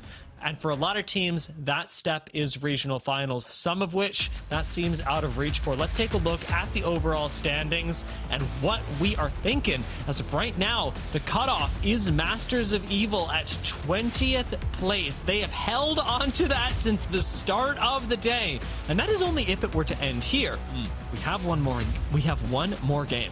Yeah, I mean, they built up a little bit of a buffer there, as you can see. Fire Strays is really, well, maybe 5-star as well, are the two other teams in this lobby that, if they have a massive game right now, could potentially shift the momentum and overcome Masters of Evil and maybe move into the top 20. So I'll definitely be keeping my eye on those two teams, but as we said, it would have to be a pretty monumental game from them to take it away. Fire Stray is currently at 20 points overall in this series, and 5-star below them in 17. So, you know, they would probably need like a win plus 10 kills or something to make it there. We've got, honestly, a lot of teams that would vie for that spot. I know that I was talking about this behind the scenes, and it is a long shot, but I do want to throw Orin in here as well. They are a little lower down on the leaderboard in terms of squads that we need to keep track of that are on the bubble of qualification. We've got Cryvor, Masters of Evil, FYR, 5-star, and again, perhaps Orin. But the other big team to keep in this conversation weirdly isn't playing today, and that's TSM. Because if these teams are able to accrue enough points, teams like Cryvor, Masters of Evil, FYR, and 5-star, TSM dropping 2 more places pushes the finals entirely. Yeah, that is crazy. I feel like, whoa, yeah, okay, it's a tough ask. We'd probably need, both Fire Strays and 5-star to have a very, very big result here, as well as Masters of Evil to slightly tick up. So that's a lot of things that have to go their way, but either way, it does seem like TSM will most likely be having quite a low draft pick when we do come to our regional finals next week.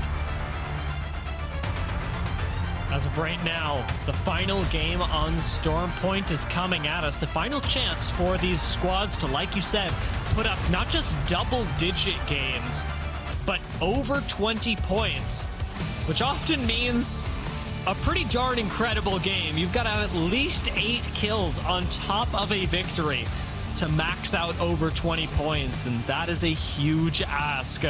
Your squads, like we talked about on the bubble, Masters of Evil and Fire.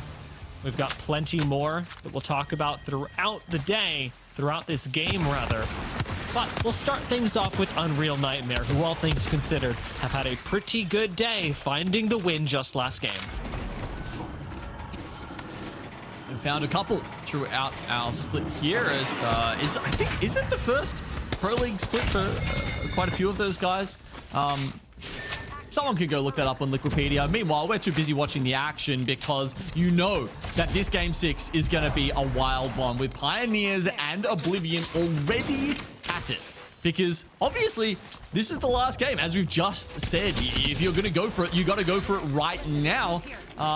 And typically in these Game 6s, we don't see as many teams rushing to zone. We see them rushing towards each other. Yeah, this was where we really saw the pace of lobby pick up in EMEA, as if it wasn't fast enough on the last day anyways. Pioneers are absolutely hunting kills at this point, looking for that momentum that, as we mentioned, they have lost between match days. However, sitting in the center of the map right now, outside of Forbidden Zone, they are going to have to think about grouping up and moving towards the ring, because ultimately, that's where the game and their best chance of winning for both points and kills will go. Pioneers should already have an idea of where this ring is going, given that they've got Rampart, and Jay has hit the ring console already. We are heading south. We are going to Barometer. In fact, remembering the zone polls that we talked about in North America earlier, it's one of the I think it is the first Barometer zone on Storm Point in North America. Oh, really? Okay, we definitely have seen Barometer and its surrounds pop up across the globe. But yeah, if it's the first one here for checking North America, then I guess we have to say good luck to Rock, who spawned there and not only are getting a chance to redeem their day, which has been a little rough since game 1 and 2, but remember, they're still on for a bonus point, by the way. They've already won 2 games. That's true. I guess we'll see what Rock can make of this. And I did get this confirmed, by the way, for the Americas. We have had rings at Coastal Camp. We have had rings south of Cedo. We have not yet had a Barometer end zone. Right. So to firsts and lasts will be this game, as last game of the season, first ring of its kind. Now remember, Masters of Evil are on the cusp right now. They are in 20th place if things end as they are and head towards the regional finals. In fact, with that fight win, they've just moved themselves up a little bit, and we're getting closer to the scenario you talked about where TSM or perhaps even Crivor Esports get knocked out. Is a great start for Masters of Evil. I will say a tragic finish for Team Inferno, who with that fight have confirmed themselves to only be attending the LCQ for their chances of making it to Sapporo. Team Inferno will not be joining us in the regional finals, as they are the first team eliminated in match 6. DGAP taking yet another engagement, this time just off to the western side of Cascade Falls. It seems like they've got plenty of nice positioning up against 5-star, enough to even push 5-star, a very aggressive team, away from the engagement. Well, you know, 5-star, they don't want to take any fight that they can't win here. That might sound like a silly statement, DR, but they know that a single loss here means they are out as far as the regular season goes, and they might be joining Team Inferno. So they actually back off, despite the option to, you know, Crypto send DGAP there. They don't take it, and they will go back towards potentially Cascade Falls, maybe just farm some more Evo up on the way to Barometer. 100 Thieves with their Gibby Bubble rotate available don't have too far that they need to go, but are setting this up in a safe place for them later on. Most teams that are already in zone are going to be thinking along the same lines, not how do we secure a win from here, but in case the zone doesn't pull to us like it didn't to 100 Thieves where they predicted last game, what do we do in that case? FYR, they've got a completely different agenda. If you're fighting to the south of Pylon, you're looking for kills because let's be honest, FYR need them. They sure do. 100 banger right now would go a long way to giving them a chance. Maybe even off the back of an EMP, but apparently Crook is going to put the drone back in the satchel and deploy it elsewhere. Looking behind them now. They don't see anyone in Pylon. It really is just them and Ninjas in Pyjamas, and unless they don't hurry up, and we do see DMG enter the arena. Ooh, a couple of knocks coming out. Almost hoping against hope that Orin get this knock. Yeah, I mean, it would feel bad for the team running ahead of them. That's DGAP, but Orin really need the points if they want to secure regional finals, and it wouldn't be just one team wipe. It would have to be many, many, many team wipes for Orin. I won't count them out, but over at Cascade Falls, they've got limited information to work with. They may know where the ring is going, but there aren't even that many squads around them to take advantage of. An edge playstyle in this game, risky for more than one reason. Not only can you be outplayed, you also just might not find anyone. FYR, looking for the fight at Coastal Camp, have Ninjas in Pyjamas in their sights. It's still these two teams, but as we said, they've delayed this fight for some time, and DMG are now moving past Echo HQ. You can see them creeping up in the back line there. They've got their own drone, Dia. They'll be able to hit the survey beacon at Echo HQ and get the information that there is a potential third party for them to come in off the back of here. Oh, okay. Crook does get 2 knocks, though. And all of a sudden, the fight is on. Fire Strays, can they clean this up in time? One more to secure before DMG join. Ooh! They traded so positively out there. Yes! Nice finish by Cersei and DMG. They arrive, but now it's Fire that have the high ground. Cersei getting sent by DJ Killa. The 1v1 of the century won by Cersei. As even DJ Killa has to fear the Wraith, who instantly phases down, rejoining the rest of the team and swapping out with Future Streams, who goes up to the high ground. Fire Strays, low ground, getting naded. Have DMG right next door to them and unrelenting in the pressure. The third, I believe it's their crypto player, finally joins in. Was actually quite a ways away with 2 knocks now. Crook goes up the top. 40 health and a dream. This is Fire Stray's season on the line here. The knockdown shield desperately trying to shield him from these frag grenades.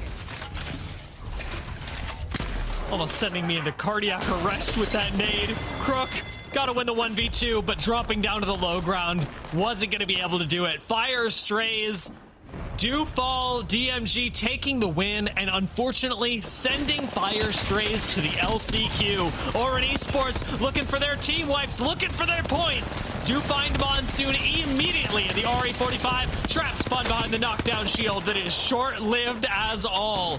Orin claim 2 KP, 2 crucial points for them. Yeah, look, Orin's chances certainly counted in the single-digit percentages, if that, but they can look for as many kills as they can to try and improve those numbers. That's what they're doing out on the outskirts here.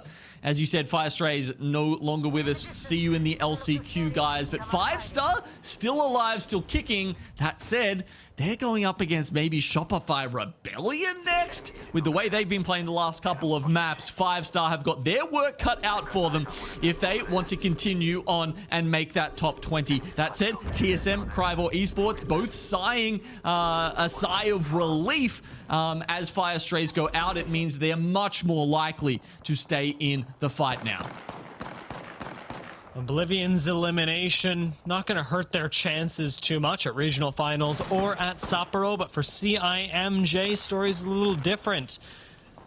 Especially seeding into regional finals going to matter for them, and for Shopify Rebellion, I'd say they're in a similar spot to Oblivion, if not a much better one. Shopify Rebellion, they know what their future holds. It's about polishing the team up until that point. And we have seen a team over the course of yesterday into today that is iterating, that is looking for new ways to win. And in this case, ways to get aggressive and take advantage of teams that are unprepared around them. What they found is a pro league that is very prepared to take on Shopify. Will 5-star rise to that very same bar, as 5-star right now are the only team near Shopify? Could be an isolated 3v3. The zone pulls so far towards the southwest. That's so bad for Rock Esports. I'm just keeping a little bit of an eye on them, as obviously the team who spawned in Barometer, who had to try and guess which side of Barometer the zone would pull to, and it seems like they may have guessed incorrectly. In 100 Thieves, who, similar to last game, have sort of taken the outside chance, the outside position. This time, it might have worked out. DGAP are up against the THUGGETS. Off in the eastern corner of this ring. Neither one happy about the next ring pull, but DGAP seemingly more trigger happy with it. Goes for the stick, but Golden will not find it after eating a Peacekeeper shot to the face. Fearless trades back for him, and DGAP have a numbers advantage up against the THUGGETS. You have to be very careful. EMP connecting, not doing too much to dissuade DGAP as they walk up straight to the amped cover unbroken and lose 2, losing control of the fight. Someone please shoot the glass out. They can't do anything while that is still up. It was like they kept peeking and hoping that the other team would come out from behind it. But they play safely, they play smartly. And the THUGGETS surely will get the better of DGAP after that. 2 of them down. DMG off the background now. This is 5-star playing for their life. Sorry, I hadn't realized we'd gone from one nut to the other. 5-star done for, not making regional finals. It was a valiant effort. The isolated fight not going their way, and Shopify Rebellion continue to terrorize the lobby as DGAP look for an escape. It's DMG that have come in for the third party on the THUGGETS DGAP fight. And like we talked about, taking a fair fight, never been in DMG's interest. Why would you do that when you can stack the cards in your favor? What is happening? I don't know. Are there like different teams trying to get into the same Trident? This isn't a bus, guys. That killed a lot of teams. That killed way more teams than it should have. I've never seen a Trident bait 2 teams into it. And honestly, probably eliminate a third, as I don't see DGAP getting into this zone. So that's DGAP and THUGGETS both down. DMG whittled down to a solo off of one awkward escape from the nut building. Oh, also goodbye Unreal Nightmare. Oh, so Unreal Nightmare go out in 7th. The only chance really we've got left is Oran Esports, who is sitting in 14th. They would need, what, at minimum plus 10 points. 4th spot. One of them's just been knocked. 4th right now is 43. Sorry, just doing a bit of quick maths. They need at least another 22 points right now, dear. At least. Sorry, who's this? I was focusing on the DGAP solo. Oran Esports need a minimum of 22 points to make their way into the top 20 and make regional finals. Okay, there's a bar there. I'm not saying it's easily achievable. We've set the bar, 22 points. It's a far distance. We'll see how far they make it. CIMJ as a duo, positioned right in front of Rock, who sure would like that bonus point. I'm sure that they saw what happened this morning. and would like to mirror Onyx's success. Virtus.pro resetting on this island, essentially isolated, but unfortunately isolated as a duo and not in too comfortable of a position. This stops being a game-winning spot if you don't have everyone to hold it. Absolutely not. And they've got Grow Gaming behind them as well. They look like they are very soon about to send it onto Virtus.pro, while 100 Thieves try and hold on to this critical building, this game-winning building, and Grow Gaming do indeed finish off Virtus.pro from behind. CIMJ will fall as well. Exterminators moving in from where we just saw CIMJ meet their untimely end. But that telltale zipline shows you where Rock have rolled up, and Rock are right behind 100 Thieves and Liquid Alienware, as Orin, the team that needs 22 points, are down to a duo and outside of zone. I suspect we may be saying goodbye to them, even with this triple take to try and clean up a bit of KP. They've got 5 kills so far. DGAP and Rock falling at the same time, denying Rock the chance at a bonus point. And Orin somehow still alive. They move in. It's a paltry 11 points a player. That's all they need. And with nades and stinger bolts on top of them, I don't know if that number is going to get any easier. They are alive for right now, though. But they've got Shopify on one side of them, Pioneers on the other, and goodbye, Orin Esports. That's it. That's probably our top 20 are all done and dusted. And KCP, never been known for their merciful streak. 100 Thieves doing much the same in this game. Quick bubble out of Phony just to let the team reset. Has been going off on the Gibraltar this week, but today has not been that day. 100 Thieves in 12th right now, and that's after what has been a good game for them so far. A bit of an awkward day for the 100 Thieves that had won so dominantly not 24 hours ago. Liquid Alienware, however, will fall at their hands, and Shopify Rebellion reset to a duo on the low ground. Yeah, we've got a couple of teams. They've equaled Rock at 58. So Shopify, I believe, only need one more point to take out the dub here. And it seems, they're in a rough spot. Grow Gaming want to focus them out right now. Pioneers do too. They've only got 2 left alive. I mean, this is going to be tough, but they are so close to victory.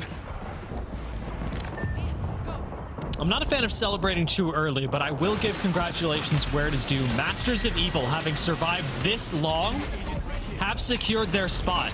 Just having survived to this point, Masters of Evil are likely to attend the regional final. Relative to the rest of the lobby, Shopify Rebellion.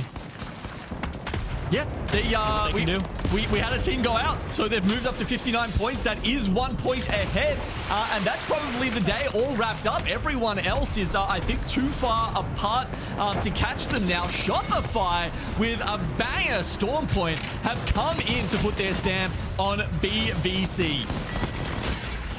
Aggie Ball maybe saves Koifel for a second, gets a slick shield swap, but it's a matter of time for Shopify Rebellion, even as a solo. Grow Gaming not going to give up their position to try and grief Shopify Rebellion, but the Masters of Evil did not get that name for nothing. Miles goes and finishes off Shopify Rebellion before retreating back, and the Masters of Evil may very well be celebrating with a win. They've already moved up, like we said. They've clinched regional finals. If they can find a victory here, it would be massive for them. And with Grow and 100 Thieves both having to fight almost directly on top of the Masters of Evil, it's not out of the realm of possibility. Oh, they've shot themselves up, 5 places on the leaderboard just in this game, Dia. They've gone from a potential 20th place finish to now something like 15, so potentially giving themselves some better picks as we go into that regional finals. Now we've got the final 3 squads, 100 Thieves. They've been sitting in this building for the longest time, and they are about to get pushed out. They will be pushed into the waiting arms of Grow Gaming, who are sitting in the coffin, and then, of course, Masters of Evil plotting their evil, nefarious schemes from below. You can hear that Wraith portal.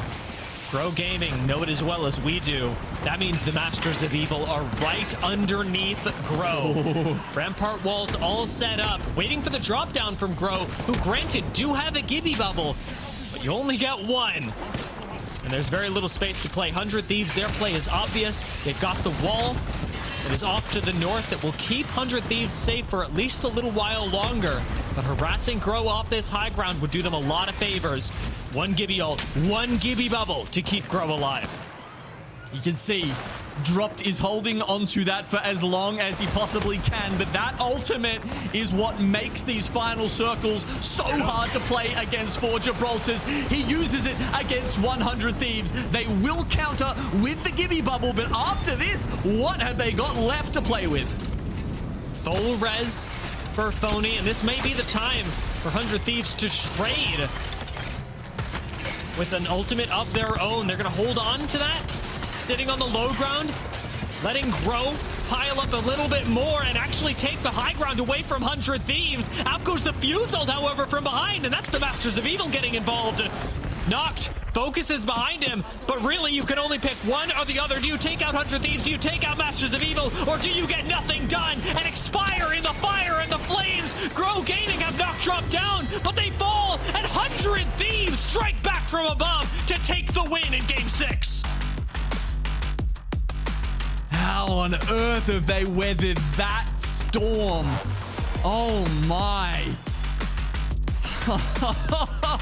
The back and forward, up the wall, mantling, somehow still staying alive. I mean, it really did. Who was the Wraith there? Dropped, was it for... knocked for Grow? Yeah, knocked for Grow. It kind of felt like he was in the void when his team needed him. You know, he was trying to stay alive a little bit longer, but if his PK had been at the ready, potentially when 100 Thieves mantled up, he might have been able to do enough damage to push them down. Look, what ifs have yous. We don't need to live in that what if world, because 100 Thieves have actually pulled that off. That is an incredible win by them.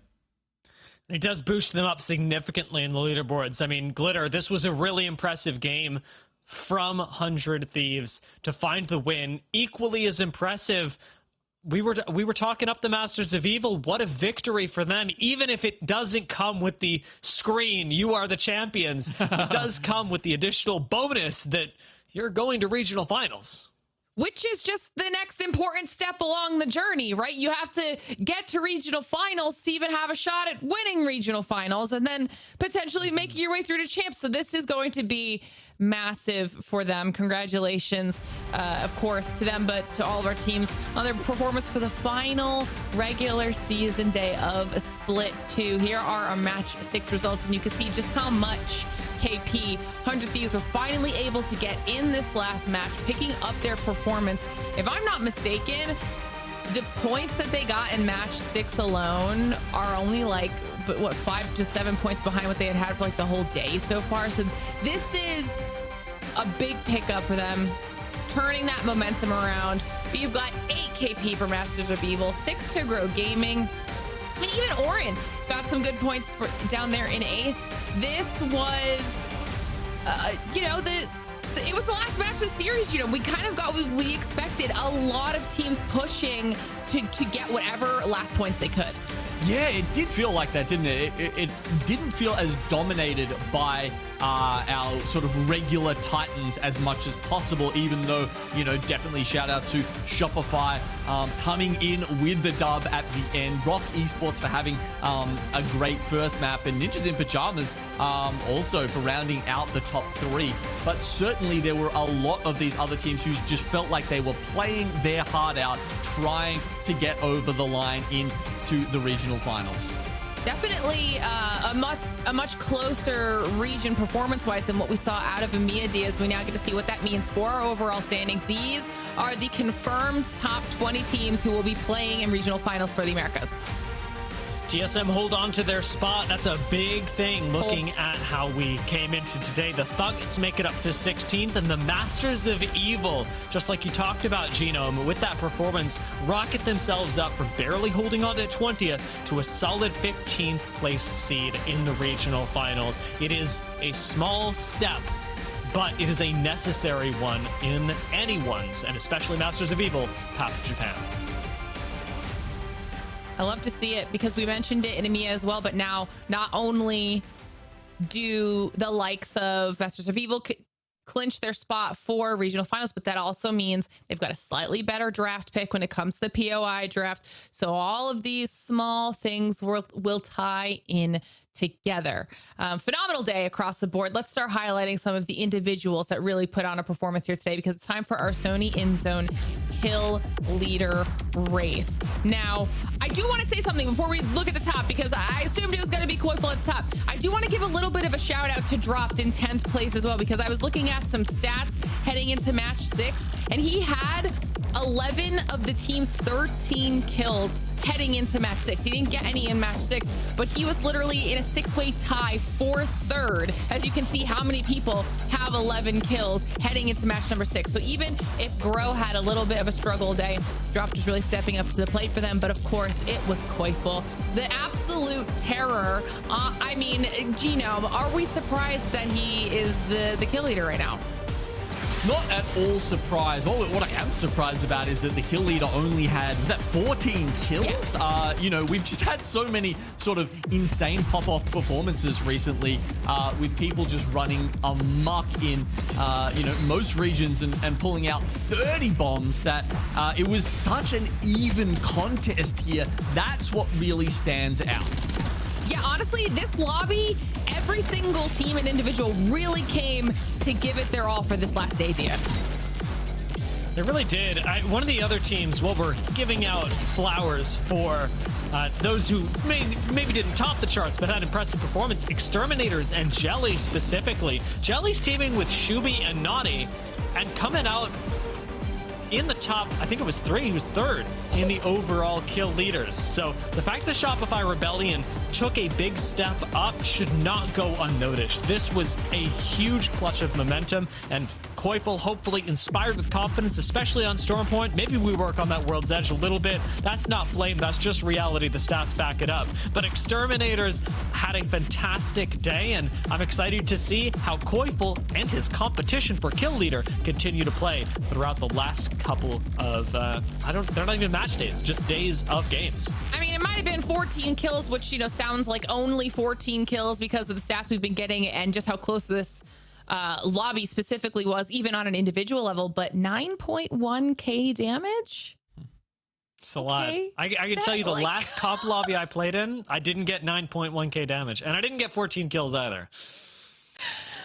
What a day for Shopify, as well as for Koifel. What a day for both of our regions across the board. America specifically, obviously, so that's what we're finishing right now, as we've now closed the chapter of our regular season match days. We know which teams are going to be competing in all of our regional finals. I mean, this is very exciting. We'll give you a little bit of an update from APAC South as well while we're waiting to see if we can maybe get an interview going here, because this was the week where everybody had to get it done, Genome. So as our resident expert, talk me through a little bit about our top 20 here from APAC South. Yeah, look, obviously we've got some pretty well-established names in there. Gen G, like, I know you guys probably know who Gen G are and how they've been going, but the crazy thing about them is they're actually improving at a rate faster, it seems, than almost the rest of APAC South right now. And that's why they find themselves so far on the top here with 135 points. I think, you know, one of, if not the highest points leaders in the entire world right now. Wolves obviously still very solid. S8 had a shaky start to the season by their standards, but have certainly pulled it back. Boogie Borders are probably the outside sort of chance to hopefully grab a qualification slot into Sapporo via a regional finals win. If you're wondering why our recent LAN champs VKG are a little further down there in 18th, that's because QQ has not been playing with the reigning champs this split. Unfortunately, they've had to use a sub for most of the time.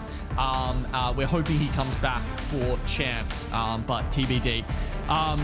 Alcadzia, I guess we can also have a look at there. Has been doing pretty well. And then JDG, one of the few teams that actually has the chance to qualify for champs via champs points, depending on their performance. They are just qualifying probably right now in 7th, but they need to have a solid regional finals to keep that up and make sure that we do see them in Sapporo. I love that. And Genome, just a quick question. Where can people go to watch all this APAC South stuff? Well, you can go watch it on Battlegrounds OCE, but of course I will be doing some watch parties there as well. So if you want to come and hang out with me, it'll be on Genome_. So if you guys are trying to keep up with all of the regions and you want to hear more of that lovely Australian accent, go hang out with Genome so you can keep up to date with everything we've got going on for APAC South. And while we're here doing a regional update, we might as well give you a reminder on what happened with APAC North as well. Now, we touched on it a little bit earlier during the halftime show, but overall, Dia, we've got our APAC North top 20 as well. All of our regions have wrapped up, and you can see Unlimit up there at the top. I mean, this is going to be really interesting when we start having to crunch who's winning what, champs points, where things are falling, because that's what's coming up right around the corner. Yeah, I'm gonna be honest. When you guys are watching regional finals, there is going to be a lot of complicated math going on behind the scenes as to who makes champs, who doesn't make champs, what regions make champs in different orders because of all the cascading down of championships points that happen after this. Keep your eyes on the ball. Regional finals is about making it to Sapporo. It's about securing your spot, and most importantly, it is about winning match point finals. The winners of regional finals have such an advantage when it comes to going to LAN because they already understand how to win match points. So keep it simple for yourself. We're going to figure out who's going to champs when we get there, and you're going to hear the casters going, actually, if this happens, this happens, this happens, this happens. Focus on who's winning, who has the best chance of coming out on top, and how your favorite team is playing. It's a good time to plug Face It Watch. Because there really genuinely is that much math going on in the background. I mean, shout out to Jayhawk, because I know he's doing a lot of that math as well, kind of keep track of where there's points, who has points, you know, if this person loses, but this one wins, and it opens up one of the spare spots in the champs points because they've already qualified through winning Pro League or winning regional finals. What does that mean for the teams down below? So shout out to Jayhawk, because I know he's tracking all that as well. And if we're going through all the regions and you guys are just joining us, or maybe you only saw America today, we'll do a quick recap on EMEA as well, just so you can get the full picture of what is happening here today, because we were able to see obviously groups B and C to close it out earlier on. Alliance still at the top of our EMEA overall leaderboard, followed by Go Next. But we saw some insane performances today, particularly out of Onyx. They got that bonus point earlier in the day because they were able to win 3 out of their 6 matches in today's series. And it was a little bit of a scrap down there towards the bubble. We were trying to see, you know, what was going to happen at that 20th point. Quite a few teams were able to make their way in. Pot was able to get on in there. You got Ronin in there. Killer Rail's just barely holding on. I mean, it's been a very exciting day across the board for what we saw out of our 2 regions, not to mention what we've been having going on across the world internationally. We got a little bit of a extra video to kind of show you guys here while we've got our interview getting set up and ready to go as well. And honestly, EMEA was just a good time today, Gino. Oh, it was fun, man. NPMI were slapping around, but so was Onyx, as you just said. These guys, from start to finish, really showed us what they're capable of. We even we had a little bit of a listen in. I didn't understand a whole lot of it. I think there was some nice and some okay. That was about as far as I got. But either way, we can understand their gameplay, and their gameplay is pretty fast and furious. So shout out to them for taking the dub. Well, one of the big things we were talking about too, Dia, is the fact that we've only got 4 teams right now putting themselves in contention for champs from EMEA specifically. So there's definitely, you know, an opportunity here in regards to this region to make a big push and start becoming a powerhouse when it comes to that international discussion side of things. And for Onyx, they look like a team that could do just that. And the scary thing is that for a team that is looking like they are in such good form right now, they are absolutely not going to champs unless they win regional finals of the LCQ. They are not doing this via champs points, even with the performance that they had today. And so you have to hope against hope, even with how Apex tends to go, that the team that is in form today stays in form tomorrow, next week, and the LCQ as well, which will be even following that. So a lot to not just keep track of, but also hope for from your different teams, because we've even seen between yesterday and today a great example here in the Americas with 100 Thieves having a dominant performance and then barely clinching a top 6. Apex is hard to master. Apex is hard to stay on top of. The Onyx we saw today, I want to see in Japan. I don't know if they'll make it. You know, I think that's a good shout to point out, as well as the fact that while we're currently hyping up regional finals, and of course that's what's on the horizon, you can't count the teams that don't make it out just yet. We will have that LCQ. There will be one more opportunity for 8 more teams to still get a spot on that international stage. So we're not done just yet. But for now, let's jump into our interview. Thank you so much for your patience, because I believe we've got Don standing by ready to chat. Don, let's go. What's going on, guys? Welcome. Thank you so much for jumping on and chatting with us. So talk to us a little bit about the success that you guys found today. I mean, Koi looked like he was absolutely on just an insane tear on Maggie. Yeah, I mean, obviously we struggled a lot yesterday, but the boys managed to keep their heads down, you know, and play our game. Ran into a few issues yesterday, but we fixed them up and tightened them up for today, and that's all that matters, right? I mean, I'd have to agree. It certainly makes it look like that today.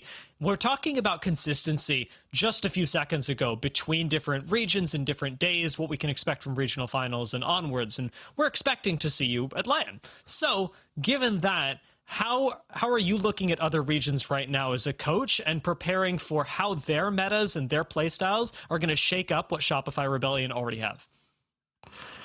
I don't think it will shake up much. If anything, I feel like every other region will start adapting to playing what NA will be playing. And I think that the meta that you're seeing right now in NA Pro League is probably what you're going to see at Champs, unless there are patches. Well, that's actually something we should probably talk about then, Don, because there's going to be a new season, right? There's going to be a new patch between now and Champs. And if the last couple of seasons are anything to go by, it'll be a big shakeup. So is there anything that you guys do when a new season comes out, when a new patch comes out, where clearly, there's maybe 3 or 4 new legends that are super powerful and therefore introduced into the meta? Is there anything that you're maybe sort of hoping for in the next one, or anything that you will do specifically to get up to speed quickly? Because, how quickly you adapt to those new changes obviously will make a massive difference to how you perform at Champs. Yeah. Me personally, I'd love for Newcastle to just be completely up the meta. Okay. I think it's, I think if we were in a meta where we're playing with 3 like small hitbox characters instead of like a lot of Gibby, Newcastle, Caustic, it'd be more fun to watch and more fun to play. That's what I'd be hoping for. But we'll never know, right? We just got to wait and see. Now, go ahead, GM. Do you want to follow up with that? Oh, I was just going to say, so obviously you have insane roller fraggers on your team. Do you think having those sort of small hitbox characters, let's say you were, it was 3 Wraiths in the meta or something, do you think that would suit you guys because their aim is just so elite?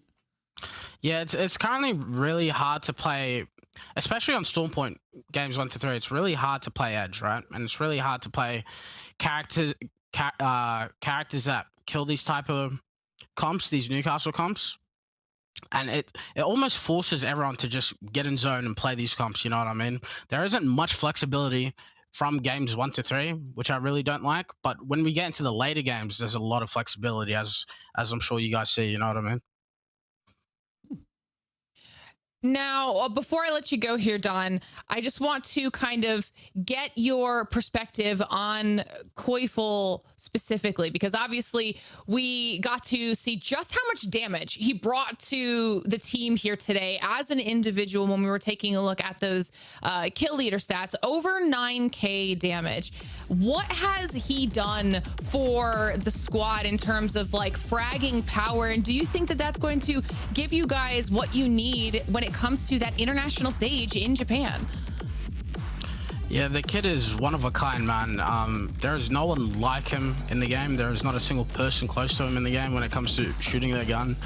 He constantly delivers every day for us, and we can always count on him. Like, it almost feels, especially with the acquisition of Zap now, it almost feels like every time they hop into a fight, I just know it's over. You know what I mean? And yeah, Koi's just one of a kind, bro. He's the best. I love that. Well, Don, fantastic chatting with you as always. Thank you so much for taking the time to come here to talk, and congratulations to you and the squad on the win for the last regular season day. Yep. Thank you guys so much. It's always nice to get to chat with Don to close out the Americas here. Regular season done and dusted. That's it. That's all she wrote. So, Dia, give me your final thoughts now that all of the regions are looking towards regional finals. I mean, we've seen an incredible amount of and quality of Apex Legends over the last 2 days. My thoughts now are with the teams. They have got 20 of the best teams in each region facing off for what for some regions will be 1 slot, for some regions will be 2, depending on where their champs points lie. I'm hoping that we get some incredible storylines coming out of here, but also some underdog stories in match point finals, because that can be some of the most exciting play. Regional finals is all about winning, is all about taking the core of a BR and just finding the victory, almost at the expense of all else. So I'm excited for regional finals, and that's just about what I can muster, Glitter. I love that though, and I like the call out for the underdog stories as well. We always love a good underdog story. So Gina, what about you?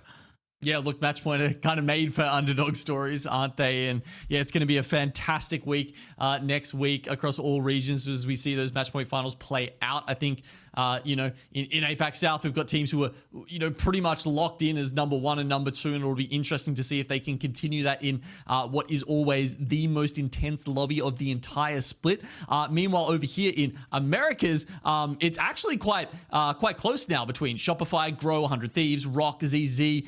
There's so many teams that are sort of 80 to 90 points that there's almost 10 teams that could actually walk away as the victors overall of the Pro League. So certainly some different storylines for different regions and how we're going to see that play out. Americas has been so tight the whole way through that it's just going to be a fabulous watch next week. Absolutely do not miss it. Yeah, very exciting to be sure. Well, Dia and Genome, you guys crushed it today as always. So thank you so much for lending us your voices to get us through the final day of our regular season for Split 2. We'll say goodbye to you for now, but it won't be for long. As far as we go, chat, it's time for you to start planning your trip to Japan. And if you're wondering exactly how to do that, obviously we keep talking about champs. We're going to give you the information right now because we wanted to let you know how to get your tickets locked down for the big event. Obviously, the ticket sales will be live next week on our ticketing partner site, Zyco, and that'll be on October 11th at 1 a.m. PT, 4 a.m. ET, and 5 p.m. JST. Nice and early for everybody here in the Americas during our first regional final of Split 2. You can find more information as that day nears on our ALGS website's Year 5 Championships page. See all the latest information about champs here, from tickets to exciting news and updates, of course. But that is not all, okay? We keep talking about it. Obviously, our regular season has come to a close, but that just means it's time to prepare for the regional finals. And if you want to know when to be here, that is going to be October 12th for our EMEA regional finals, 6 p.m. BST, 1 p.m. ET, and 10 a.m. PT start.